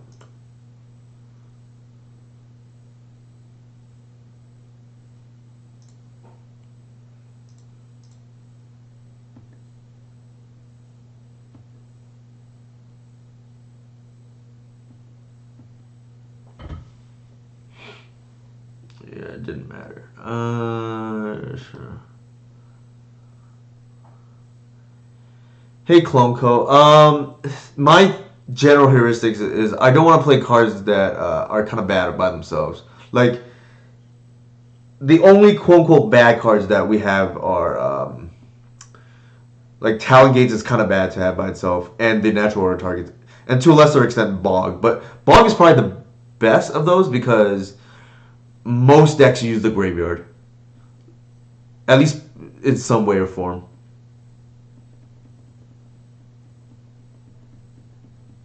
Everything else is like pretty good, but is good by itself.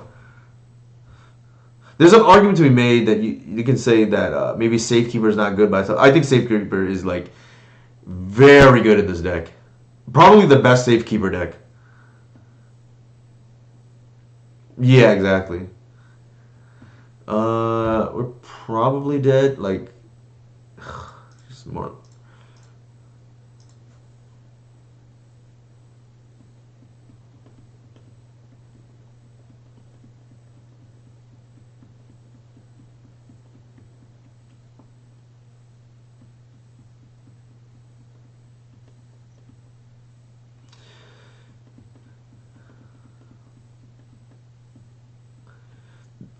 The Esper list in general, and I know because if Jeff is still around, I know Jeff has beaten me with these Esper lists in the past. Like, we're a little bit soft to them because endurance doesn't really do anything. Like, endurance is better against like these like Grixis type decks with DRC, Delver. It can trade up. Doesn't really do much against this kind of deck. So there is a vulnerability, you want to call it that, there.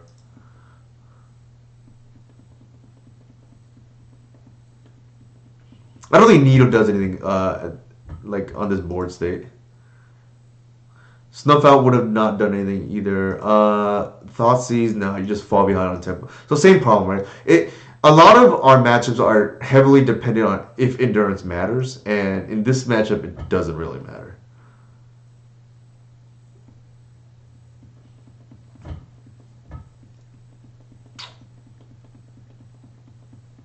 We could play a few more like after this.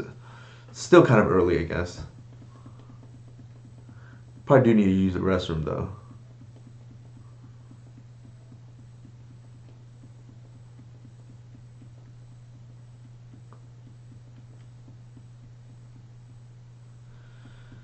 Let's just concede in the interest of time. I don't think we're coming back from this. They have two cages out, and they're playing what feels like a anti-Delver, Rescaminator deck. I personally don't care if they wasteland me most of the time because they can't typically grind you. Like, how many wastelands can they possibly have before you stick a Cradle and that just like undoes other work? Like with either Reclaimer or Wily Reliquary. Like my experience is it typically doesn't matter how many wastelands they have. Like they can't outgrind Reclaimer majority of the time. They just have to hope to be able to race it. So like when I finally have Cradle up, then they're like about to kill me or something like that. That's how they can beat that kind of recursion. Let's just concede in the interest of time.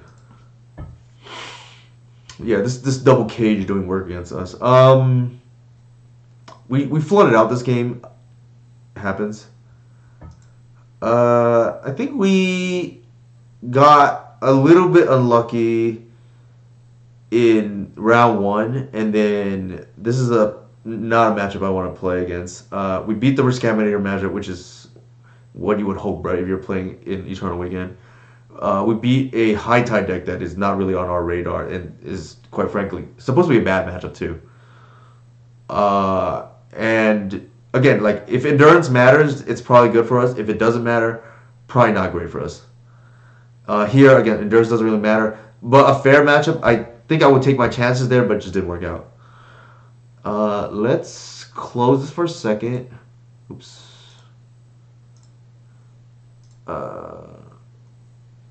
Okay, I hate that this has happened. This is my second day playing since they had this update. Luckily, I didn't have to. I didn't play the Honorog event, so I didn't have to like subject myself to this. But I did play last night and tonight and dealing with the big cards. It's not the end of the world, but definitely not a little bit of an eyesore, I guess. I think the only takeaway is, let me think. I don't know if we need to. I kind of just want to play another fetch land.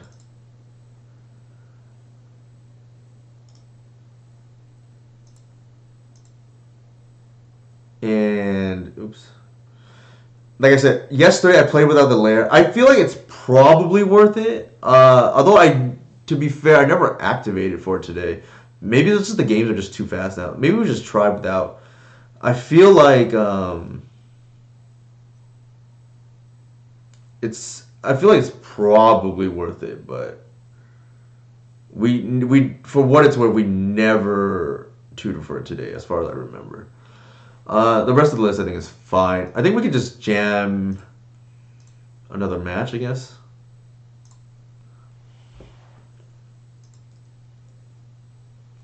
Yeah, we still have some time. It's 10. We did kill Tamio with it, but granted, we drew it naturally. I do think it's probably... My gut tells me the lair is worth it.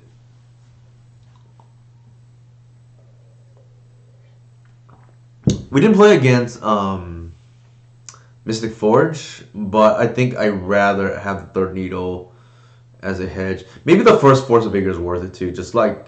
So they have another thing they need to play around. Sure.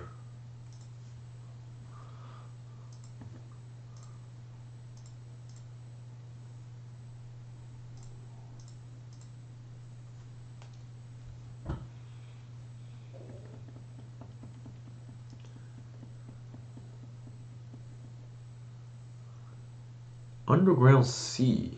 I mean, Volcanic Island. What about on Sneak and Show? Probably. Like, there's not too many volcanic islands these days. Like, Grixis Delver has just, like, completely fallen off. There's really no need to run red anymore.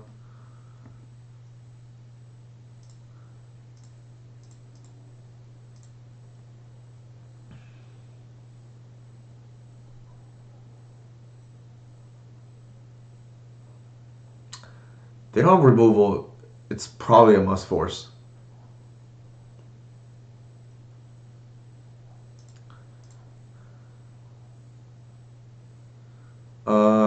Question here is like, I think we aggressively fetch here for Bayou, because if they daze into waste, then that means they didn't deal with the white. So I think.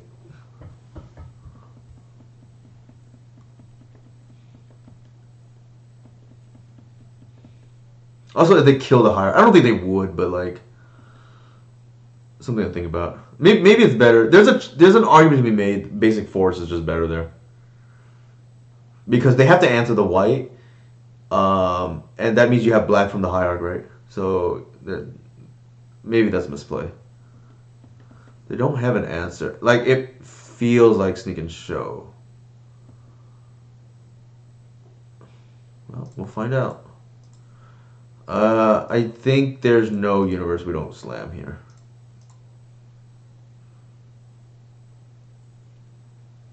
Yeah, we have to.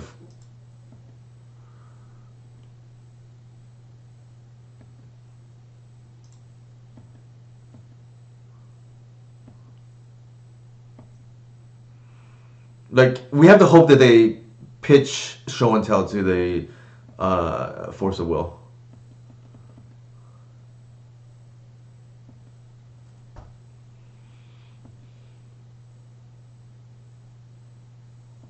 Yeah, it definitely feels like Sneak and Show here, which has made a little bit of resurgence. There's the Ancient Tomb, due to the Ancient Tomb matchups, the Stompy shells. We're gonna get sneak attacked here.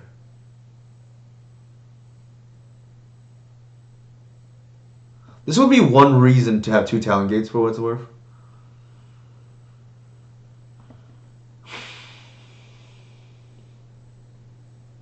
Sure.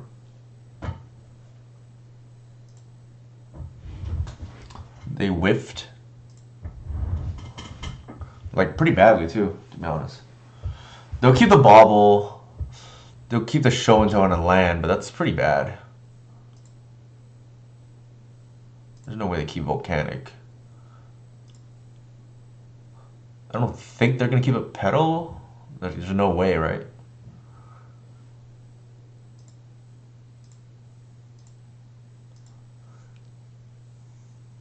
They kept the snow cover island. Interesting.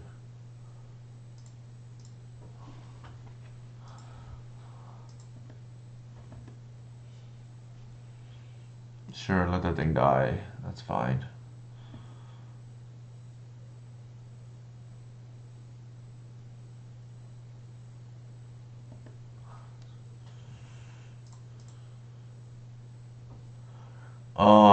This might be a lair situation.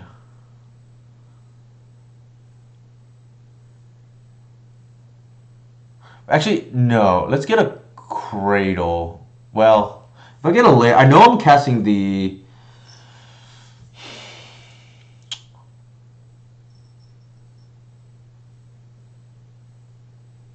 Yeah, let's get the lair.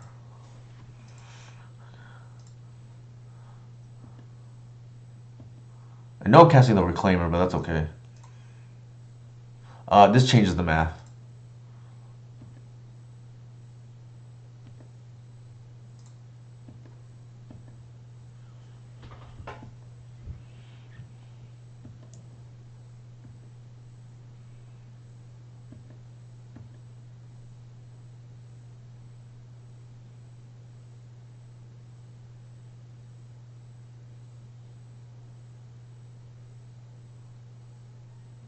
Sure.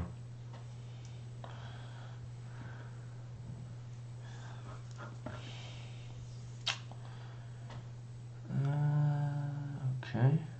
That's kind of bad for us.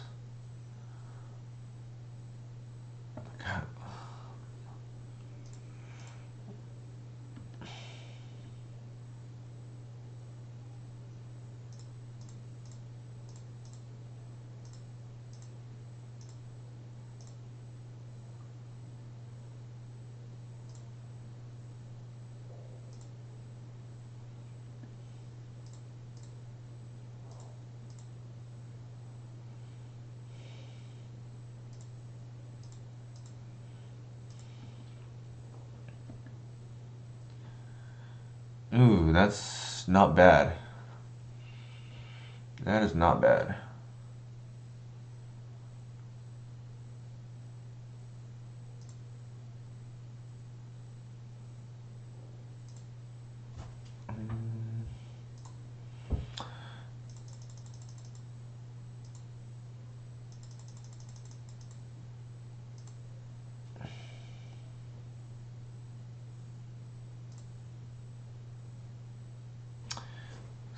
So, interesting thing here is we know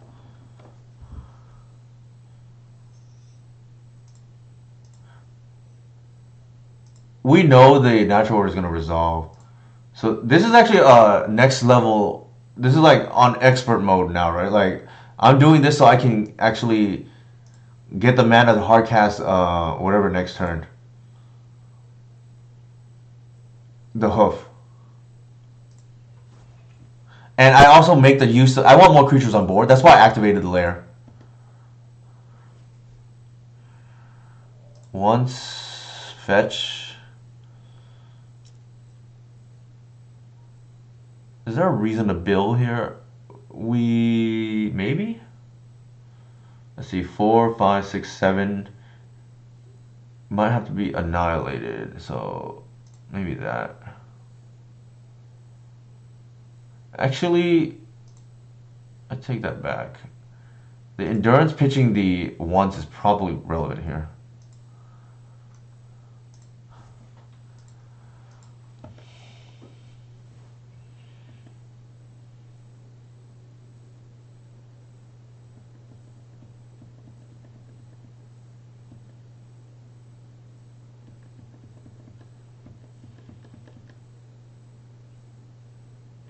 Sure. Actually, no, they have the bobble in play, so I take back what I just said. If they annihilate our board here, we still kill them on the crackback. Sure.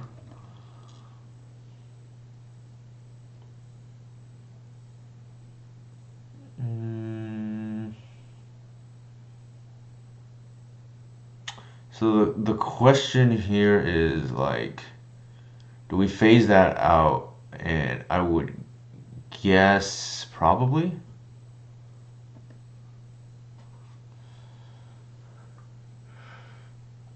Now it. Okay, let's play this out. They annihilate our board. We just lose everything. Actually, then we're priced into blocking. No, we have to phase it out then.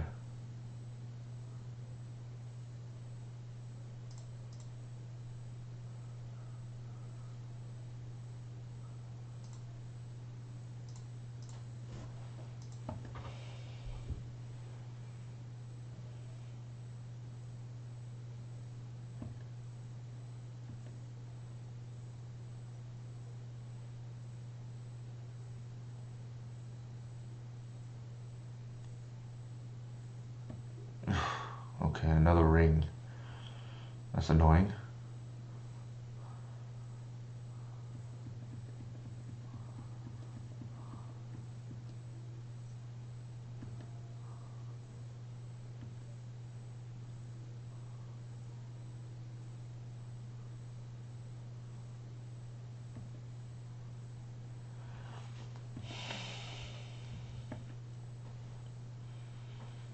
So let's see.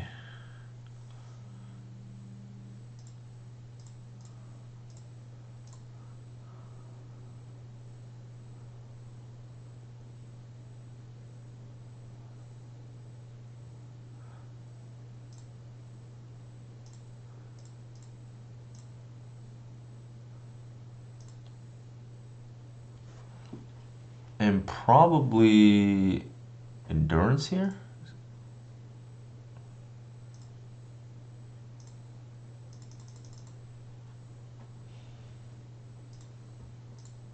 No, I can't even. That's fine, I think.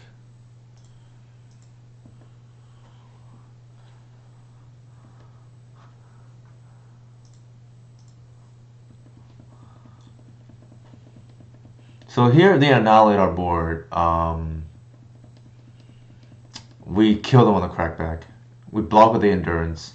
We sack our lands.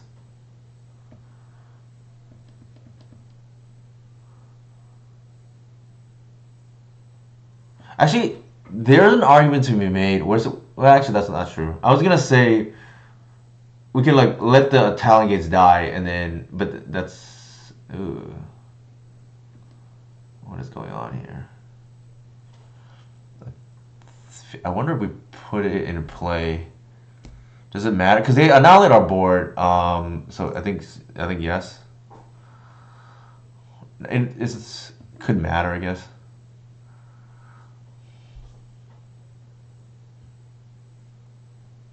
So extra creature.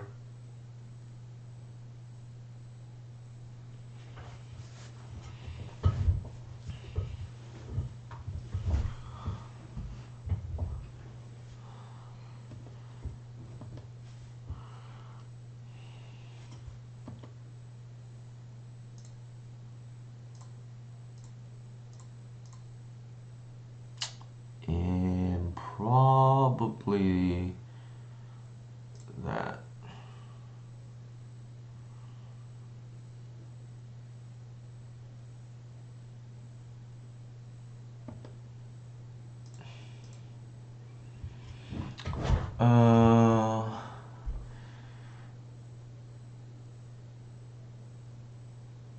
So we trade with the Emrakul here, then we have nothing else to kill our opponent.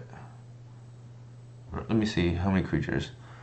1, 2, 3, 4, 5.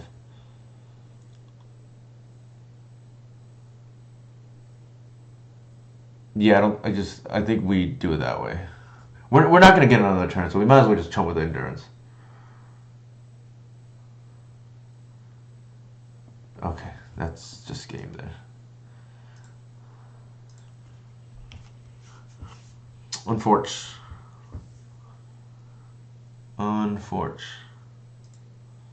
Might be not our day. Like we're getting some strange non-endurance matchups.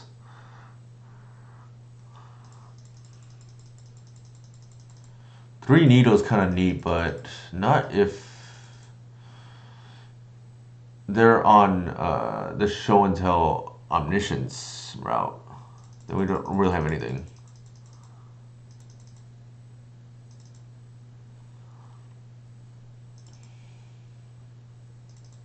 Actually, needle hitting whatever is pretty relevant. Needle hitting collect what is it called? The One Ring is like pretty relevant.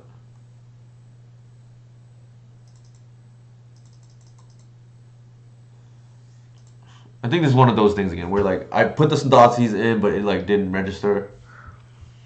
We'll see, I guess.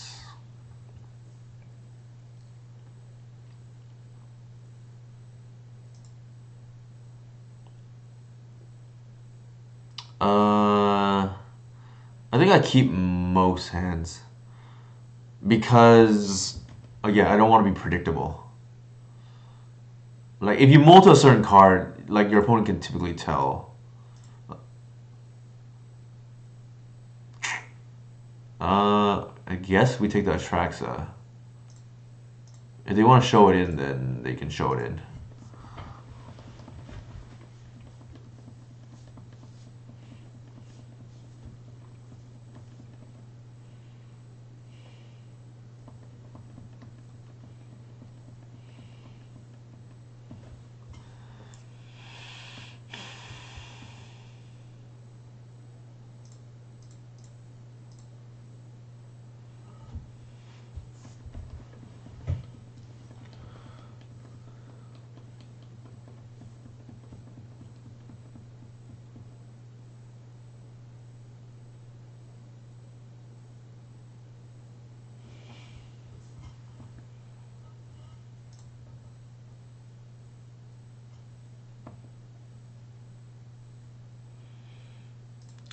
Artifact,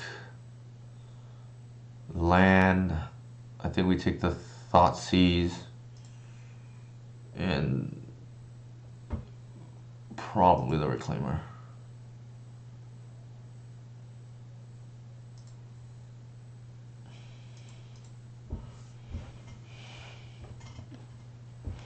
Yikes.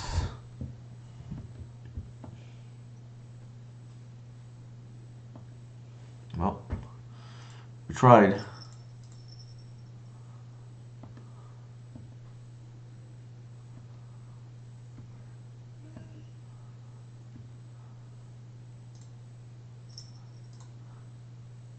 I think here we do that and shut out the sneak attack. I actually think we're ahead right now, believe it or not.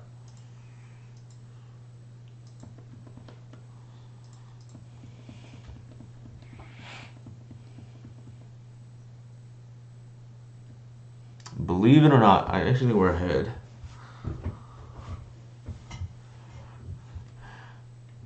Especially if we draw a fetch right now.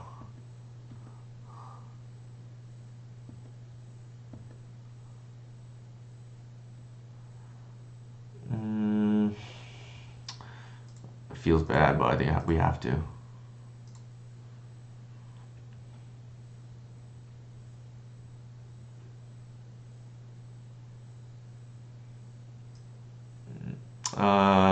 Okay, that's easy. Just take the tracks, I guess.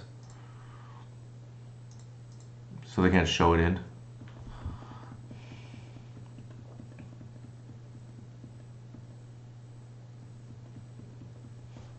Like I said, I think we're ahead right now. Like, and by a pretty wide margin.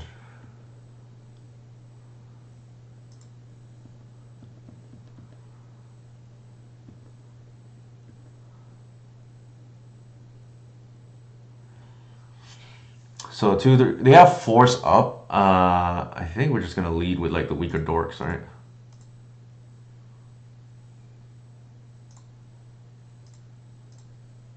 We're playing around the Blood Moon here, just because we can. I forgot we're at 2 actually. That could have been a disastrous mistake.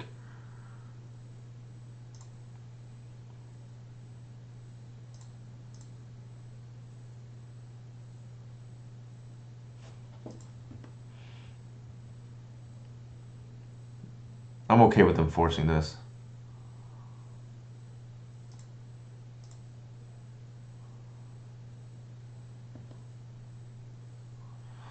And here, I think we name Ring. Like, just to cut their outs.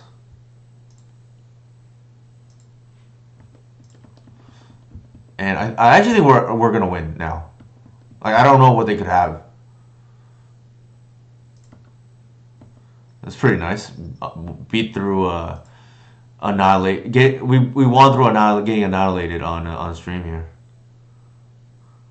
All right, that's game now. We just needed to not draw. You know.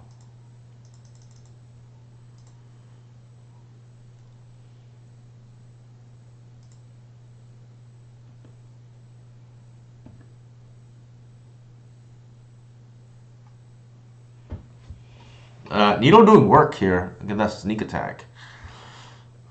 Which is traditionally the hard card for us to beat, actually. I think I like the way that played out. If we win this match, we'll keep going. If we lose, I'm just going to accept it's not our day.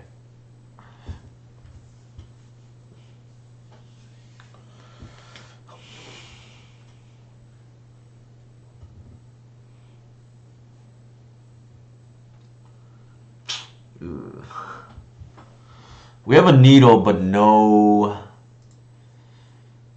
I do not think we can keep this, unfortunately. We have two... Well... We have two chances to draw land.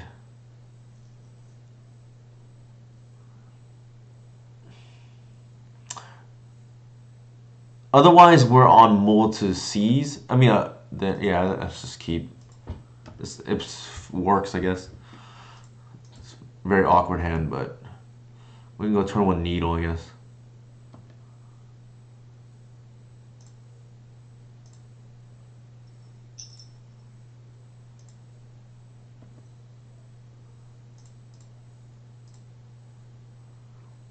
They got a fetch too. That's funny. Oh, wow. They did not. Oh, we're just going to Stone Rain our opponent then.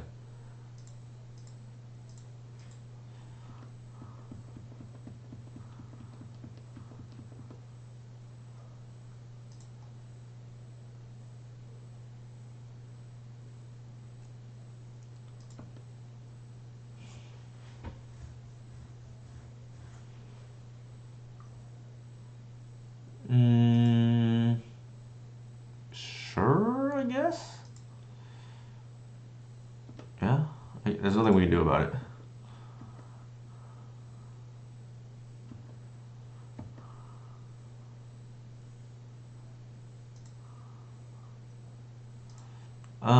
What is next? Like, I don't. Well, I wonder how close they are to sneak attack.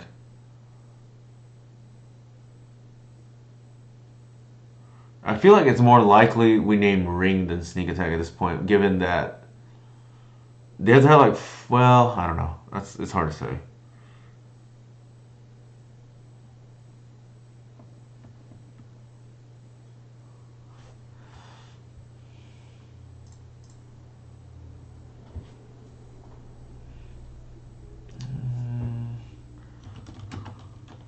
I guess that's one way we lose, right? Like they.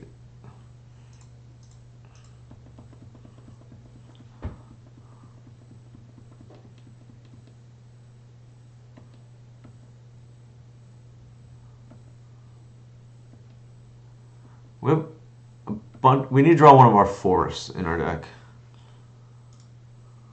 Yeah.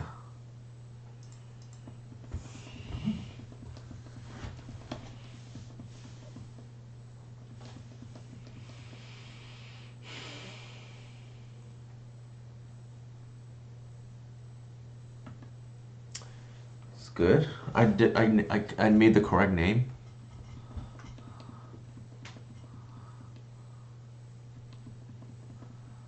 We might just die like this though. What a painful death. I think the way it played out might not work, but I think I'm okay with the keep that we had. Given that we had 2 draws to draw out of it, right? And we just did not draw any lands. This is just dead now. Actually, I should board out the thought. I should get rid of the Thoughtseize. All right, now we're just dead.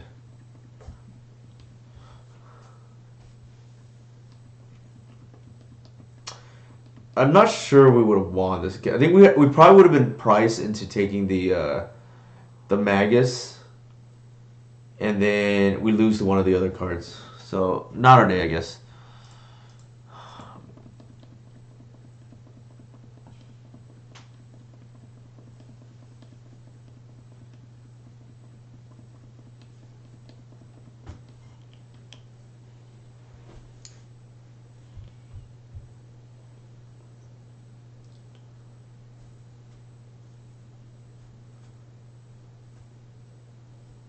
I wish we would have played against more, like... I know Sneak and Show is making more, somewhat of a resurgence. I just wish we would have played more against the more popular decks that you expect to play against Eternal Weekend. Like, it was unfortunate we didn't play against Mystic Forge. I think Cradle players would have been interested in how that played out, because I think that's one of the matchups we're trying to shore up. We did play against Rescaminator, which was nice. What else was I gonna say? We did not play against. Well, we did play against Moon Stompy, but the lair like cost us one of the games. Am I missing anything? We didn't play against Nadu. I think the match was pretty good. What else? Tempo. That's like nearby status for us. Like if they're on like Demir Tempo or something, like it's a pretty easy matchup. I think we're just dead here, right? Like, unless I'm missing something.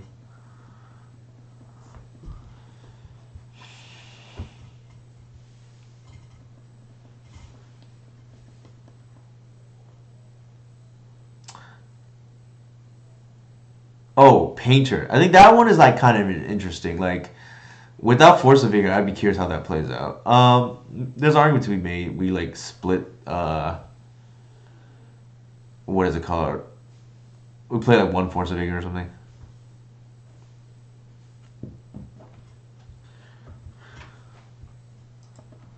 We're just dead. I'm gonna save everybody time. There's no out here.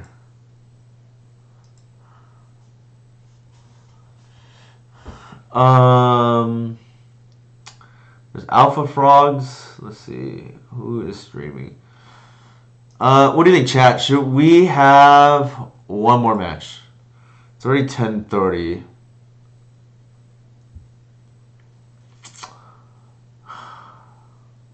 Yeah, let's go one more. Like, let's win or lose. This is it. I did initially say we lost. That would be it for the night, but I just want one more chance to see if we can face one of the matches we wanted to practice against tonight. Okay, looks like we're playing against Root Slay, which is like Reanimator. At least, if nothing else, this matchup is fast. It could be on Siphonaut, I guess.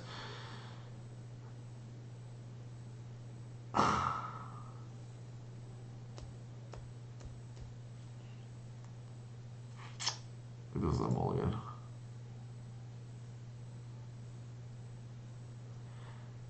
So if they are on Reanimator, like the way we think they are, this is like one of the few times I will lead with Reclaimer and just hope to just close the door, right?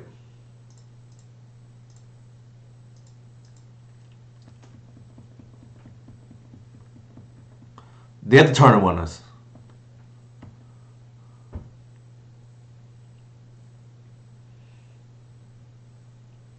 I've played against Root Slave for what it's worth while they were on Stiflenaut before, but if I were to guess, they're practicing for Eternal Weekend, and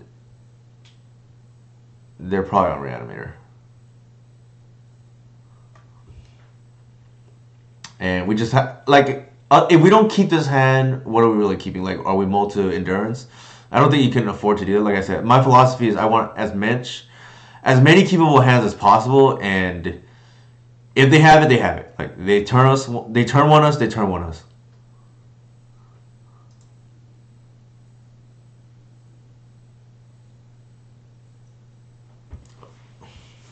The problem with like multi endurance, like ideas like that, is that you lose to like a Thoughtseize, for instance.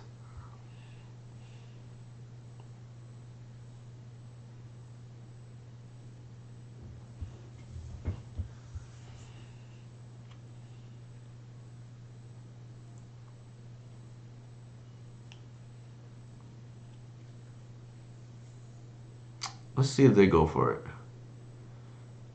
I don't think they can't allow us to untap. I don't think.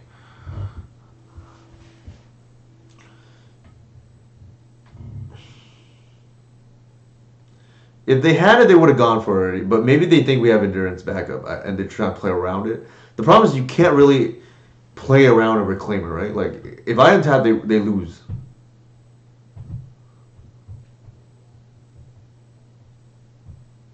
So I feel like they're all it. If they have it, they have it. Like again, I don't really like this kind of play pattern, but it is what it is.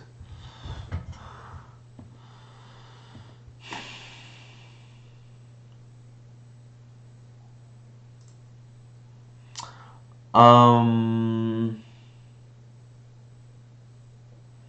is there any reason to fetch here? Probably not. I'll just pass.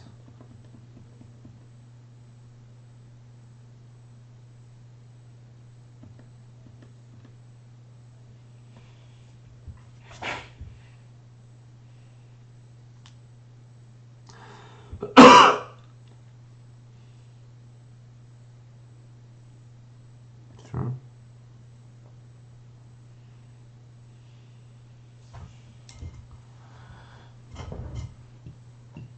Maybe they just top decked it, because why would they do that on their turn? They could have, in theory, the what is it, the shallow grave. They're trying to get us end step. That's the possibility, I guess.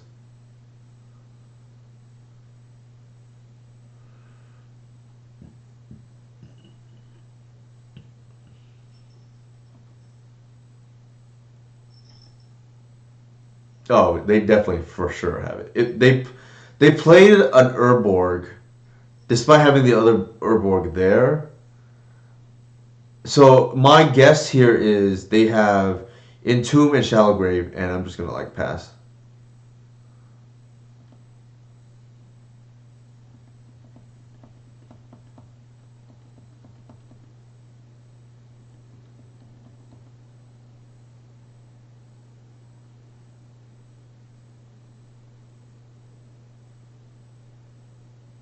Sure.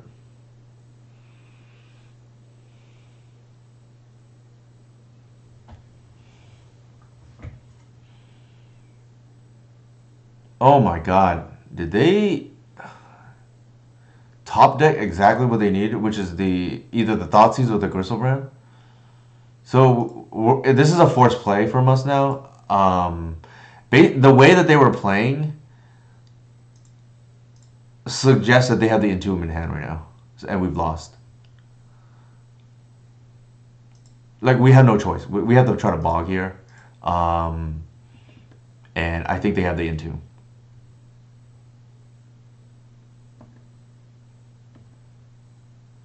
Yeah. Okay. Wow.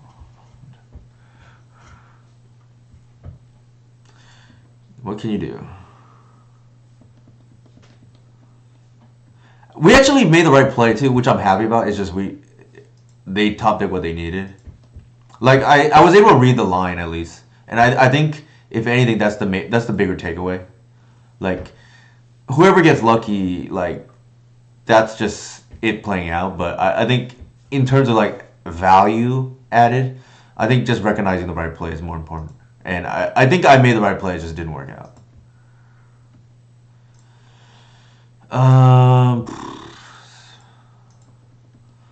right, so we're just dead here.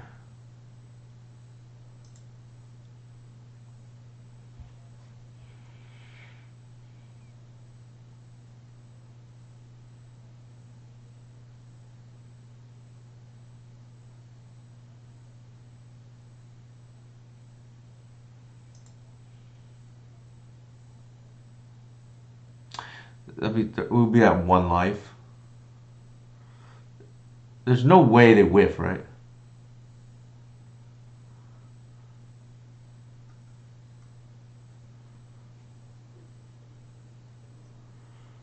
All right.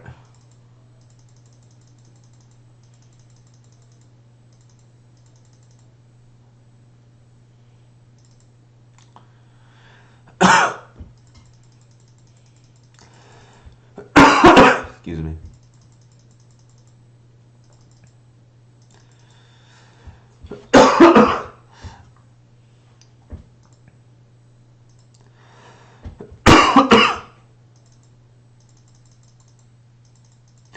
This is like the 4th time this happened to me tonight.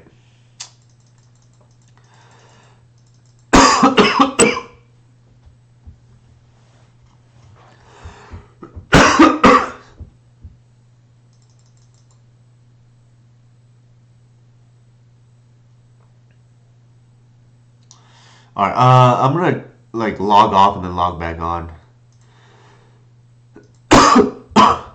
because of the glitch.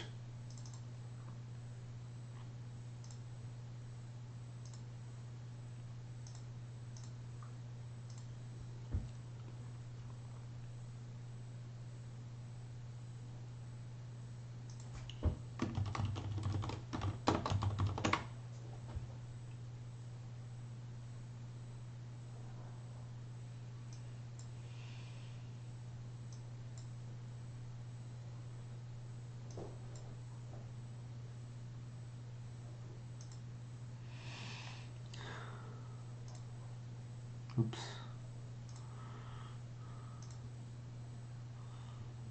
All right, here it's fixed now.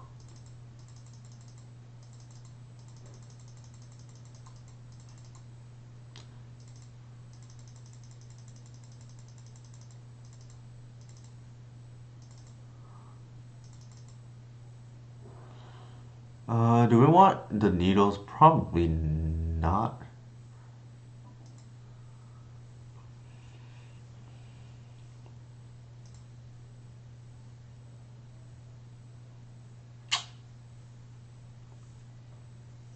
It has a reclaimer. The rest of the hand is so bad though.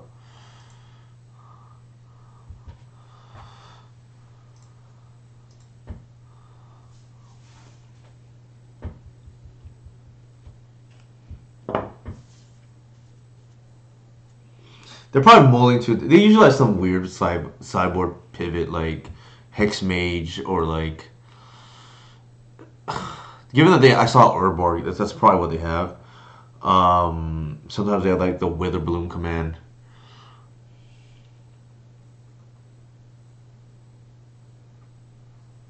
I suspect they have Hex Mage though, or some weird pivot like that. That's what they're known for.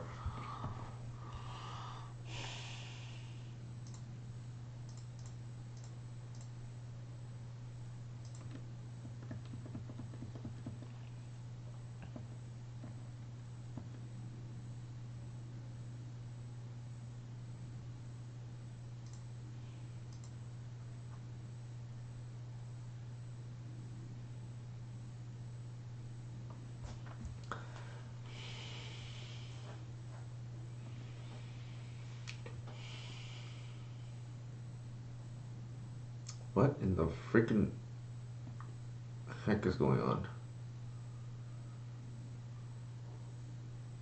Probably naming Dark Depths. I don't know.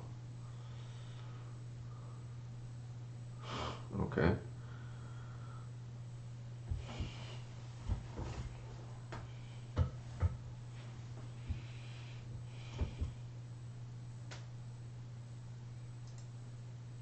Sure.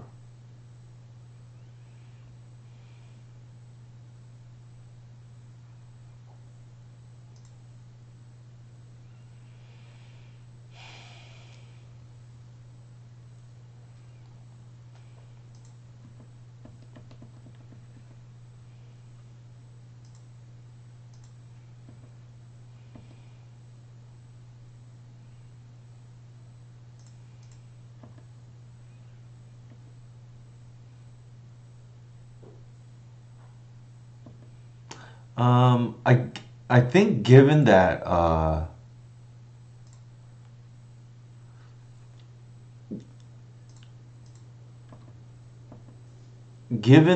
both of my arbors in the yard, I benefit from fetching here.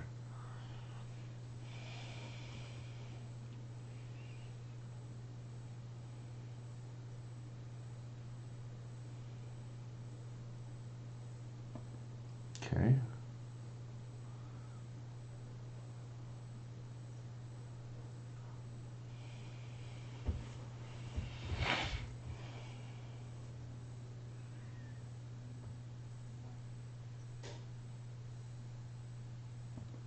Sure.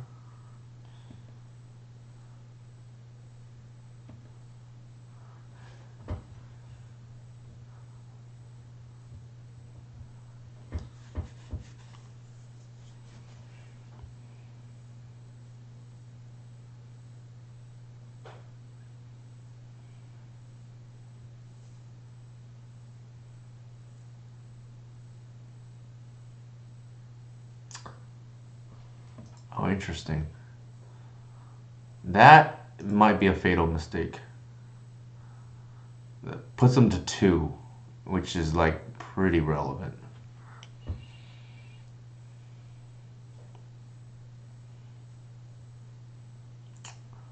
That could be relevant. So end step, I'm gonna get a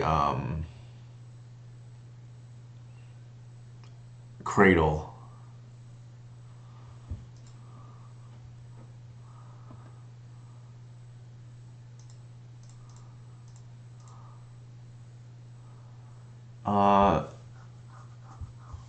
They already have an Urborg here.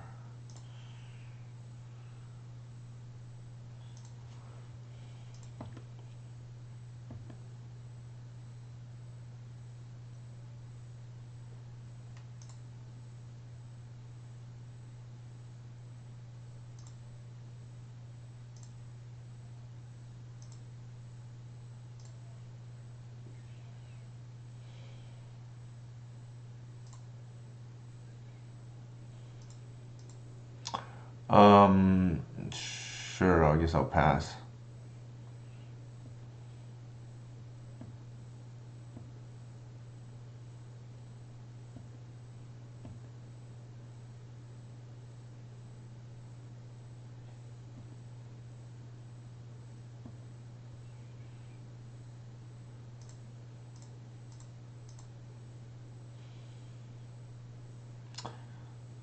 We Talon gates that out, and then I should have lethal now.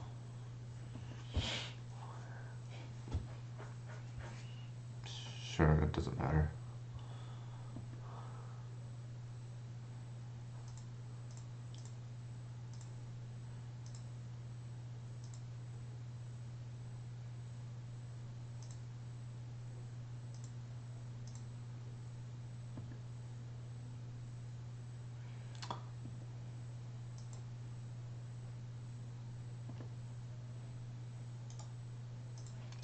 That Thoughtseize gave us the win. It's pretty funny. That's why I said it's probably gonna matter.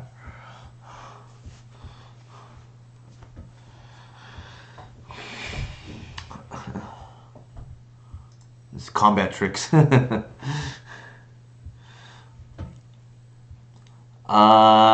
What is it worth it to?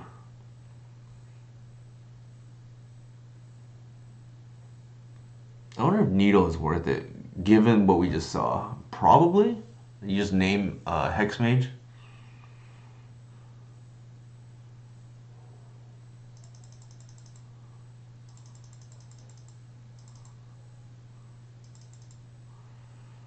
Safekeeper's probably not good enough.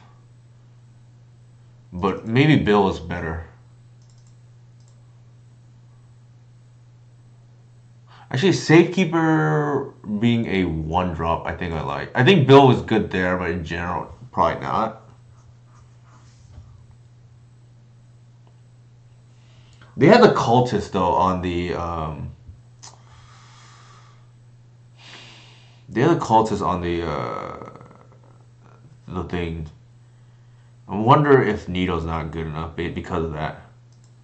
Might still, I don't know. It's hard to say.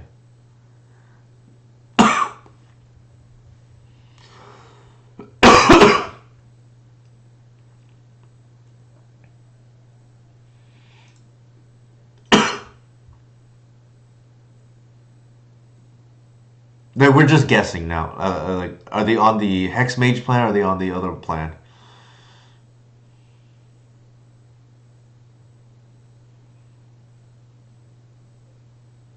Like, I'm just flipping a coin here. Like, I don't think we use Mole to Graveyard Hate, and I think Needle probably does a decent job here, right? They're more to 3, alright. So I don't know which side they're mulling for, but they're trying to just turn one us. Maybe they feel they need a mole because we kept. It's hard to say. Again, this is why I like a more like high density of cards, because anything is a keep. It's like very scary for your opponent, right?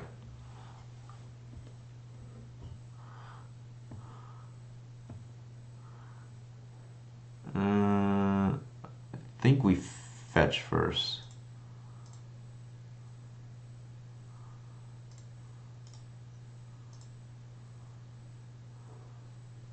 Oh, that's perfect.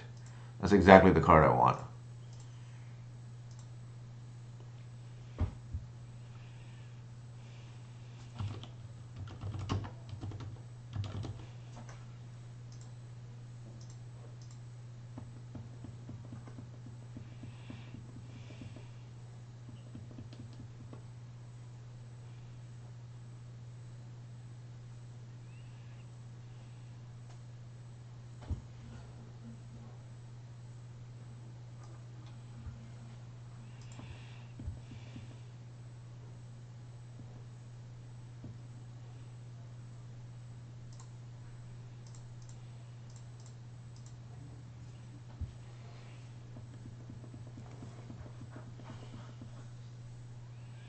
If they have removal, that means they don't have the, because they more to 3. They don't have the other piece. So that's why I'm playing the more aggressive, which is a white line. This is a faster clock with the hierarchs too.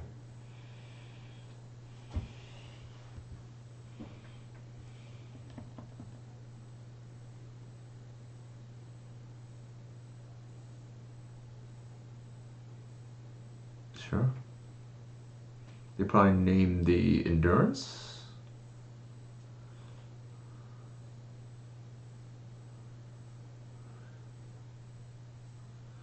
The good thing is we have the white online. Oh, there's a depths.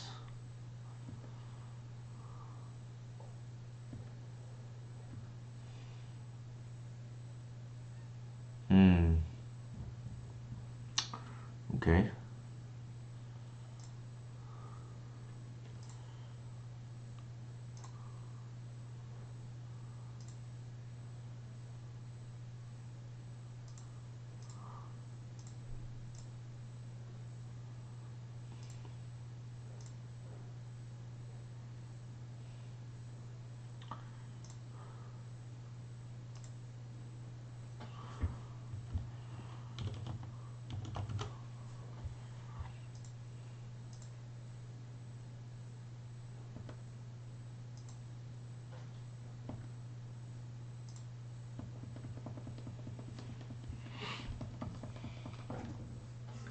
There's no point of naming the depths. They don't have enough mana. The cultist also is triggered, so we can't actually needle the cultist.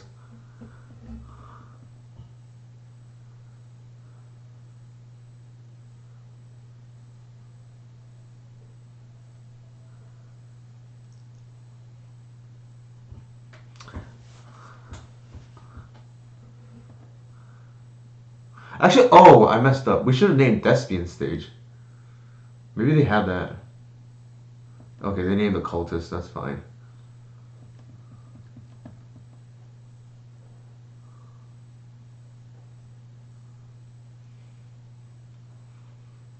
They needed to have that turn, though. That's so funny.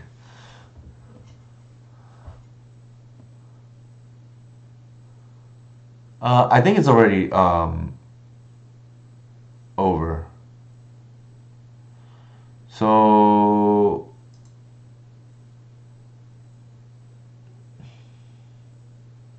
we have lethal on board.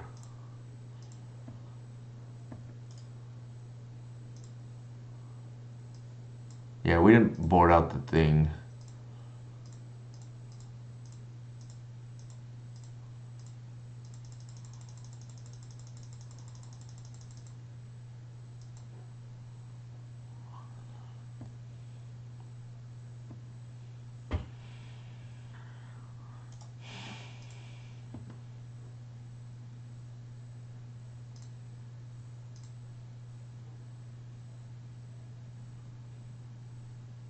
Let's get this blocker out of here.